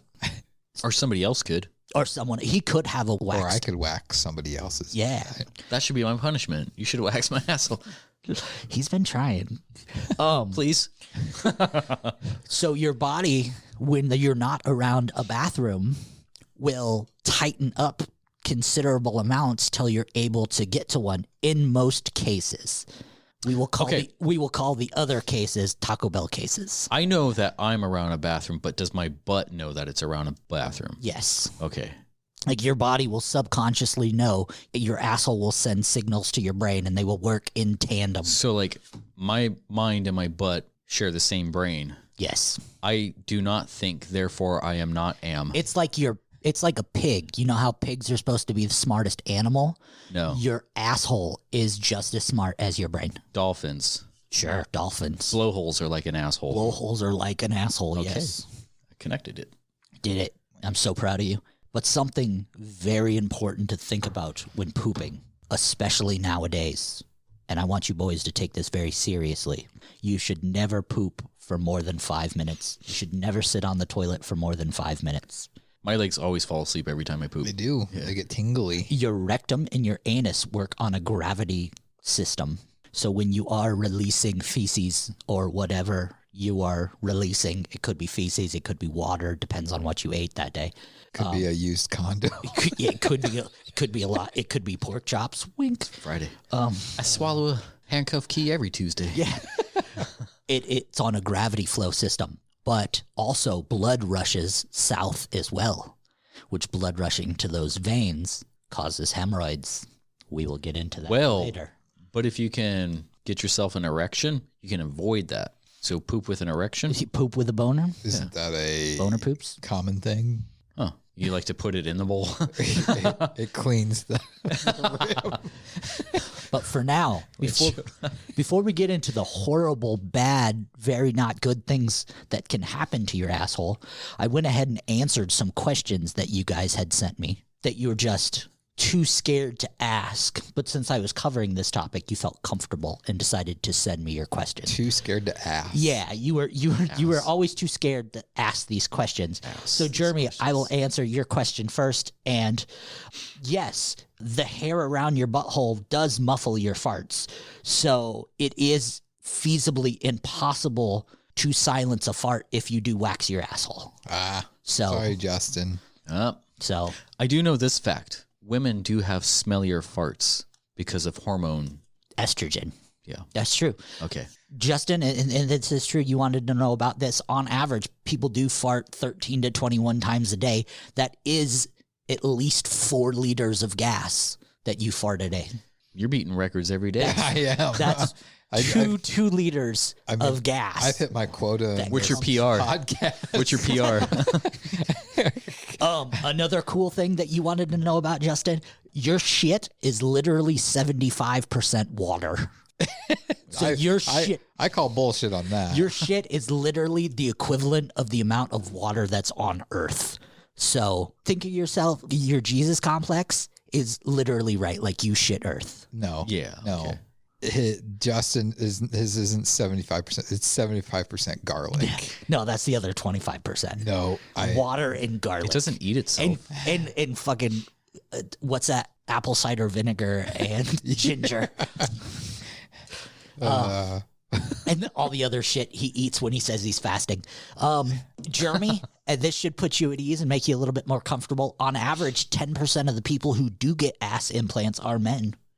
So, jeez. So that one came in through that might help the chances with the ladies. You never know. You get that stuck in. All right, Justin. People have died from pooping too hard because it does cause blood pressure to rise and it releases clots and gives some people aneurysms. So be careful. Do you know that like when you fart and sneeze at the same time, your body takes a snapshot?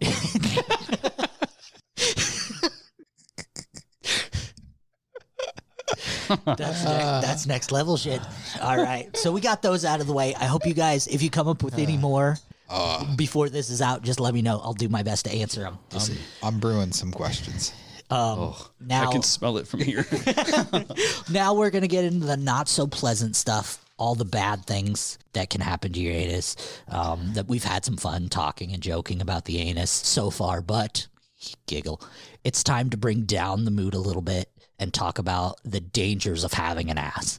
Now, we won't cover all the issues of having an ass because that would take an ass load of time. But we're going to talk about the common ones. So, number 1, hemorrhoids. Hemorrhoids are swollen and inflamed veins that either are around your asshole or inside your asshole. I had to check out a dude's hemorrhoid that I just met. Not that I just met his hemorrhoid, but I just met him. Yeah. When I was in the military, like his ass was hurting, and he's like, "Do I got the hemorrhoid? I got the hemorrhoid." So he had to sit on a chair. I'm like, Justin's like, we're looking at it. Let me take my dick. Let me put the GoPro on my dick. We'll give you an exam. So hemorrhoids are caused by straining bowel movements. Like if you're really trying to force out that shit, if you're taking too long on the toilet, like we covered. If you lift too heavy of objects, you can force too much blood down into those veins. Women who are pregnant from pushing too hard, they can cause themselves hemorrhoids, or chronic diarrhea from all that pushing can cause hemorrhoids as well. Next thing, anal fissures. Any guess on what anal fissures are? They're things that hurt. They're kind of like cysts. No. I know Kevin from The Office had them. Anal fissures are rips in your asshole. So makes sense. Anal fissures are so many things. Small splits or tears in the thin, moist tissue and lining of your lower rectum. Oh. So, yeah, I've had something like that. I did do some lifting and I fractured my anus. Yeah? That's what you're calling it? That's lifting? why you don't lift with your anus. Oh. Yeah. Lift with your arms. It's a new expression to the term power bottom. But anal fissures are lack of blood flow to the area or too much tension on the sphincter that causes it to split. It's quite common in newborns, babies who try to poop too much, who haven't developed. Jeez. That was a good one. Your face when you did that. All right. Let's go back to okay. There's one anorectal abscess. Sound it out. Use your words. Anorectal abscess. Yeah. Okay. Yeah, there we go. That's a growth. I know a guy that's an anal rectal. What's his initials? It's a collection. He's an anal professional. It's a collection of pus in the area of your anus. Should you try to pop it? No. Okay. What it is, it's from blocked glands or infection of the anus from a fissure, but most commonly it's from asshole trauma or STD. Is there therapeutic? Yeah, there's salve you can rub in and on it. Like bag butter or whatever you call it. It could be bag butter, Body bug. but Vicks. Mostly you can go and get it from your local Sriracha. Yes, definitely sriracha. But mostly you can go get it from your local Planned Parenthood if they still exist, or go see your local physician. Next one is polyps and cancer. I'm not even going to touch them. If you're interested You can't say polyp while he's right here. If you want to find out about polyps and cancer, or if you've lost someone who has suffered from prostate or anus cancer or whatnot, please go to clevelandclinic.org. It is the best information that I came across about that kind of stuff. We are at that age where we should probably start thinking about going and getting our assholes checked. Like usually like 35 to 50 is when you should start getting fingers in your butts. So you can't do anything serious around this guy. I'm learning. I'm keeping the crowd going. Yeah. And the last one I want to talk about is anal fistula. Ooh. Anal fistula is a skin infection in the anus tunnel. Which anus tunnel? The only anus tunnel. I thought we had two. No. Oh, sphincters. We had two sphincters. Yeah, two sphincters. I'm talking about the hole. Wow. So the anus tunnel, it gets an infection. It gets like a boil in it. Susan? Fun fact about the anal fistula. King Louis had an anal fistula removed after a long process in 1685 in France. But in 1685, it was so popular to do things the king did. The people of France decided they wanted to go out and get anal fistulas as well. It actually became an epidemic in France because so many French people went out and tried to get anal fistulas. It became an epidemic in 1685. That's not sanitary at all. Yeah, it really wasn't. So now that we've talked about all the facts and the science about buttholes, we've covered your questions about buttholes. We've talked about all the nasty stuff about buttholes. I think it's time we talk about the good parts about the buttholes. But before we talk about the good parts of the buttholes, I think it's only fair we give the opposition a second to give their views on buttholes. So if you'll indulge me for a second, the opposition has something they want to say about buttholes. God's going to put a cancer in the butthole. God's going to put a cancer in the butthole of every sodomite. Every sodomite's butthole will get cancer in the butthole. It'll burn and burn and burn. They won't be able to sit down because of the burning in their butthole. He can't sit down. He's got a burning in his butthole. He's got a fire. He's got a flame coming out of his butthole. God's going to have a flame coming out of your butthole. You're going to have a flame coming out of your butthole. If you thought that AIDS was bad, you ain't seen nothing yet until you see the flaming butthole. Your butthole will be flaming, and you will not be able to sit down until you have a flame coming out of your butthole, and there'll be people walking around all over America with flames coming out of their butthole. And everyone who takes it up the rear, everyone who has a penis injected in his butthole, when that penis comes out, the flame will start burning, because ain't nobody gonna stick no penis in that flame. That flame will be an eternal flame coming out of the butthole of every sodomite. Flame coming out of the butthole, flame coming out of your butt. That man pulls that penis out of you, a flame is going to come out, and nobody will ever stick a penis in your butthole again because it will be on fire. You ain't seen nothing till you see the flame coming out of T.D. Jake's butt. Lightning bug got a flame coming out of his butt, and all flames shooting out of their behinds. You're going to see the power of God. Flame of fire is going to come out that butthole. I love that. Put that evil on me, Ricky Bobby. I love that episode of Family Matters. I remember that. So now that we've let the opposition speak on their views, butthole. On the butthole. On a butthole. Praise Jesus in the butthole. We're going to go over some facts about the fun part of the butthole. Eat the poo-poo. We're going to talk about some anal sex. You know, the good part. Talk about it.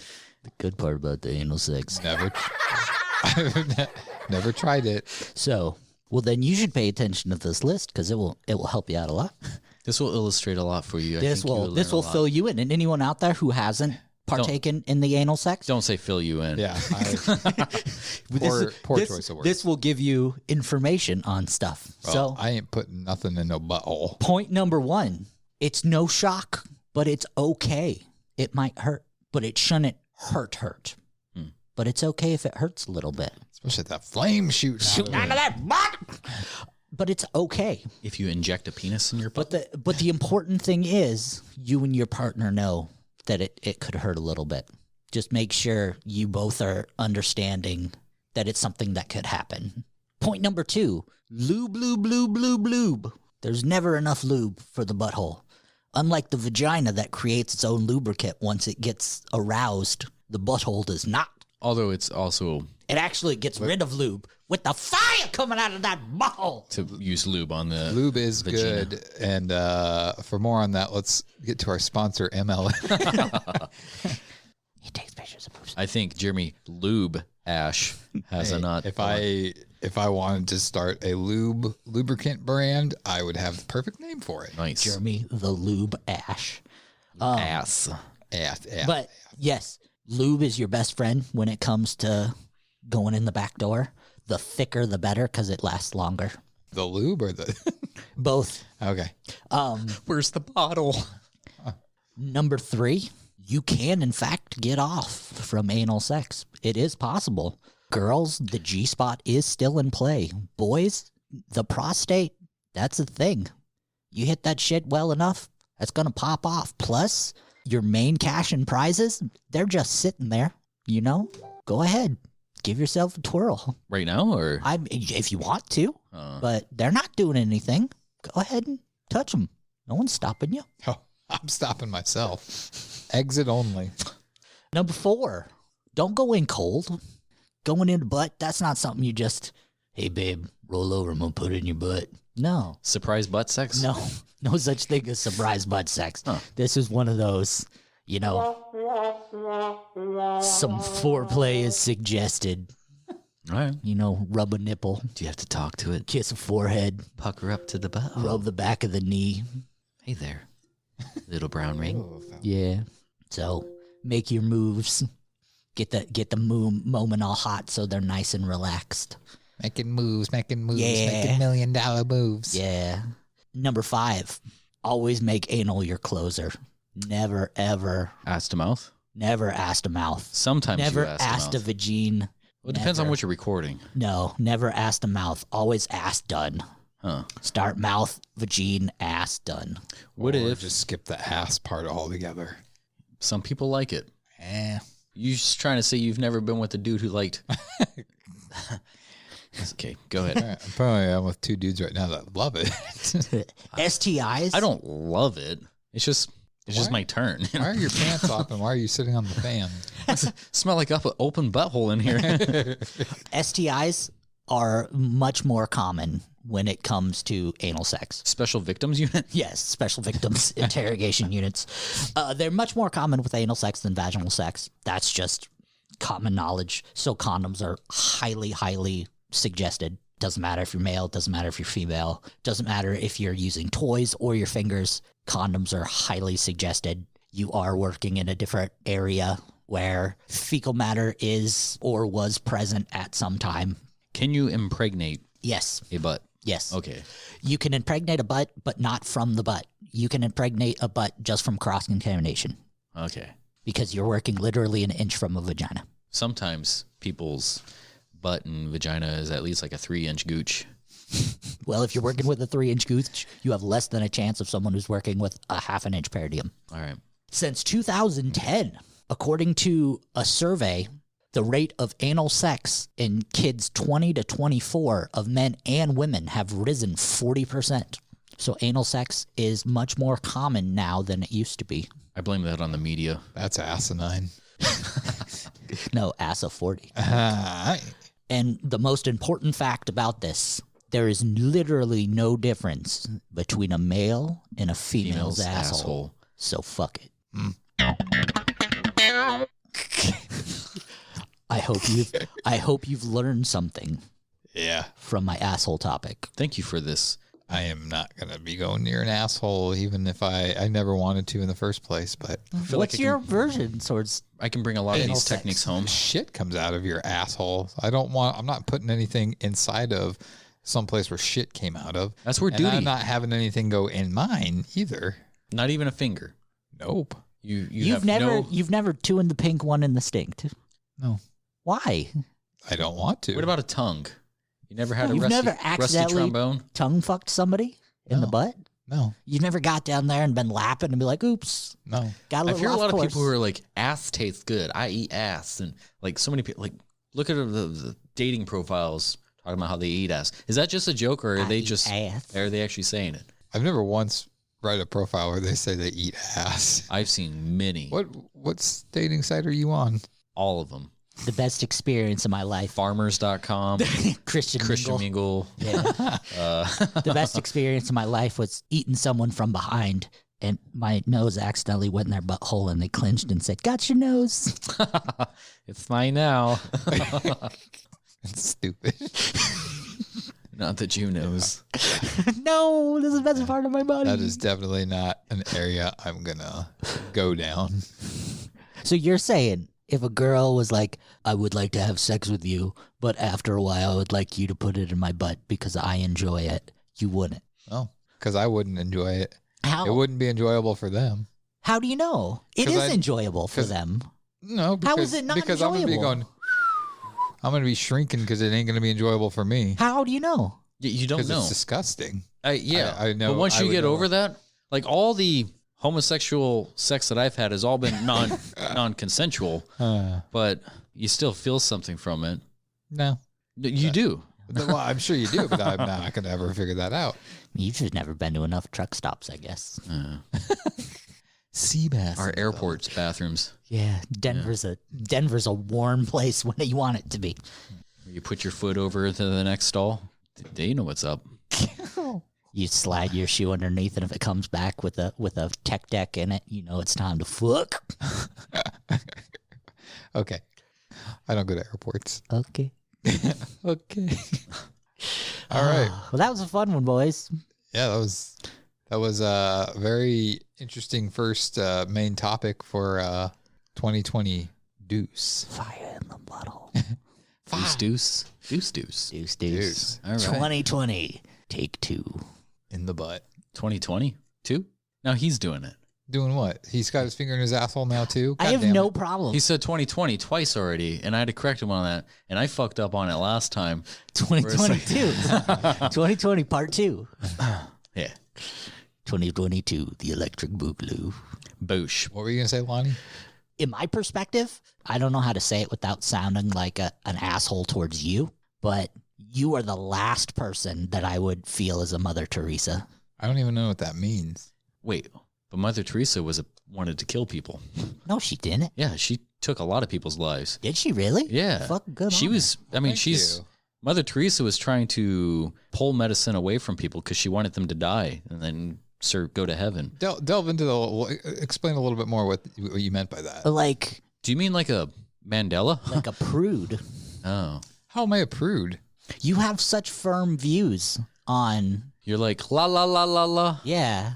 You're very set and firm. I know enough about poop to know that I ain't going in where it comes out. But what if they prepared themselves? What Do you if they project had an your enema? Do you project your poop? No, I can't say it like that. You don't project your poop on other people. That's icky. No, I don't. Gotcha. No, I don't. And if anybody goes near my butthole, they're gonna have a broken arm or finger or whatever they're trying to put in there. What if I'm not? It's a very trying to put toxic anything? masculine aspect to take towards it. It is what it is. It's because you hate Is gays. it because you watched too much John Wayne when you were growing up? Do you watch anal porn? No. No? Do you? Don't, not really. I don't no. get the... I've never been one for the... I'm not much for the gapping. Like, then they pull out and it's like, ah. It's like, ew. I'm like, pretty that's- sure I saw a turd say peekaboo. Yeah, and we're gonna stick our pee-pee back in. But I'm not... Push it back in. You know, this is probably maybe TMI. I'm weird about my porn. Like, I'm really into, like, the first, like, 40 to 55 seconds of porn. That's all you need. And then I'm like, well, next. I feel like most of your searches are like tatted chicks. You're half right. Piercings. Tats and piercings. Yeah, the problem with tatted chick porn and like alternative and goth and punk porn, it's too aggressive. Like there's a time when you want aggressive, like yeah, beat the shit out, and then there's time when it's like that's mean, like that's a human being. I'm okay with face fucking now and then, but when you can see your mushroom head coming out of the back of her throat, like that's there's only so much I can stand. It's like the snot is mixing with the spit, and she's turning red. Like, look her at eyes this, are watering. Look at this beautiful young. You're like, young lady, are you okay? Beautiful young. This is my first porn. Oh, cool! You're gonna get murdered by a dick. I don't agree with it either, but she agreed to do it. I understand. Do they have to have that? She 100% knows what she's in for. Right. There's no question about that. But it's just the fact of, as a viewer, I'm going in also knowing what she's in for. You're like, as I finished, I want to scroll to the end to see if she discloses that she she's consented gonna to be it. fucking covered in snot. Yeah, she's like, I consented to this. Her makeup's running. It's sometime in the movie, you don't know why, but there's like 6 other loads on her. You're like, where do these fucking come from? Like you just see a load come from the cameraman. I just hate the sounds that the guys make when they're they're like that breathing, like yeah. When they do that, that's what annoys me. What's that one dude who's always very vocal, like Manuel Uncut? He's always like, oh, that guy who looks like a little kid. Not that. No, he's an older. I thought that was Manuel. Well, I think that one might be. Well, his name is Manuel or something like that, but it's Manuel Uncut. I mean, he's a uncircumcised dude, and he always has he looks like he's about to cry. He reminds me of like Bateman. Yeah. Yeah. That's another thing. Since we're getting on a porn topic, I don't mind looking at uncircumcised dick when it comes to porn. Did we get off on porn? I don't mind looking at uncircumcised dick when it comes to porn, but when it's so bad, like it's so far, there's like 2 handfuls of skin and then the head. Like that's 3 turtlenecks. That's on. like you're way deep into that sleeping bag. Like it They're just having to like fucking roll it down, roll it. That can't. He can't. That's gotta like take away sensation for. And that's got to be disgusting to the female who's like giving him head and she goes down and like choking on the foreskin. Yee. It rolls back. Yeah, Well, but that's like extra work. Oh man. Bash it. Like, you ever ate a mozzarella stick and you bite in and you go to eat the cheese and the cheese goes down, but the stick doesn't go down? Like, I assume that's what it's like giving head to someone who's uncircumcised. It is. Trust me. Oh. And when you pull it out, it just stretches like the cheese, too. You got to pretend you like it. You're like, oh, these are great sticks. Fluffer. Oh, boy. Well, that's a picture that was painted in my head for this. Say thank you. You're welcome. So, yeah, that was interesting topic there to end the show with. Yeah, this is what happens when you guys let me run the show. Unfortunately. And right back to the porn with this song right here. I'm going to have to try to find what that one was again. Porn always comes around. Yeah. Does it? Sometimes. It depends on who's in the coat hall. What is your preferred porn website? Is it Pornhub? Lately it's been Reddit, actually. Really? Yeah. Just because it's been my social media. Like Reddit 50-50? No. Beheaded or getting headed? No, it probably is and will always be Pornhub, just because it's so convenient. Yeah. Xvideo. Or Xvideo has its own channel on Pornhub. So. Anime clips. I'm big into hentai. I'm more into like. Yeah, it's weird. Like I don't care much for the audio of porn, but like if I can read it, like I'm big into like reading my porn. Subtitles. I'm not gonna fucking lie. Like reading my porn, I'm into that. I dig it. Here's a game for our listeners. If you're drinkers, every time we said the word porn tonight, take a drink. Porn. All right, take a seat. All right, ladies and gentlemen, thank you for listening. We are the Boundless PodTrap. You'll be able to listen to us every month, whatever you choose. We have a movie podcast as well. We covered the fucking greatest movie in the history of ever, Nightmare on Elm Street. Check it out. Zazzle. I'm sure it was all fucking great. It's 30, the dirty 30. Go to Zazzle.com, buy our shit. If you buy our shit, we can make more. Do I just cut them off? We can make movies. We love you. We'll see you next time. Thanks for listening to this week's episode. Join us next time for more absurdity that only the guys from the Boundless PodTrap can bring you.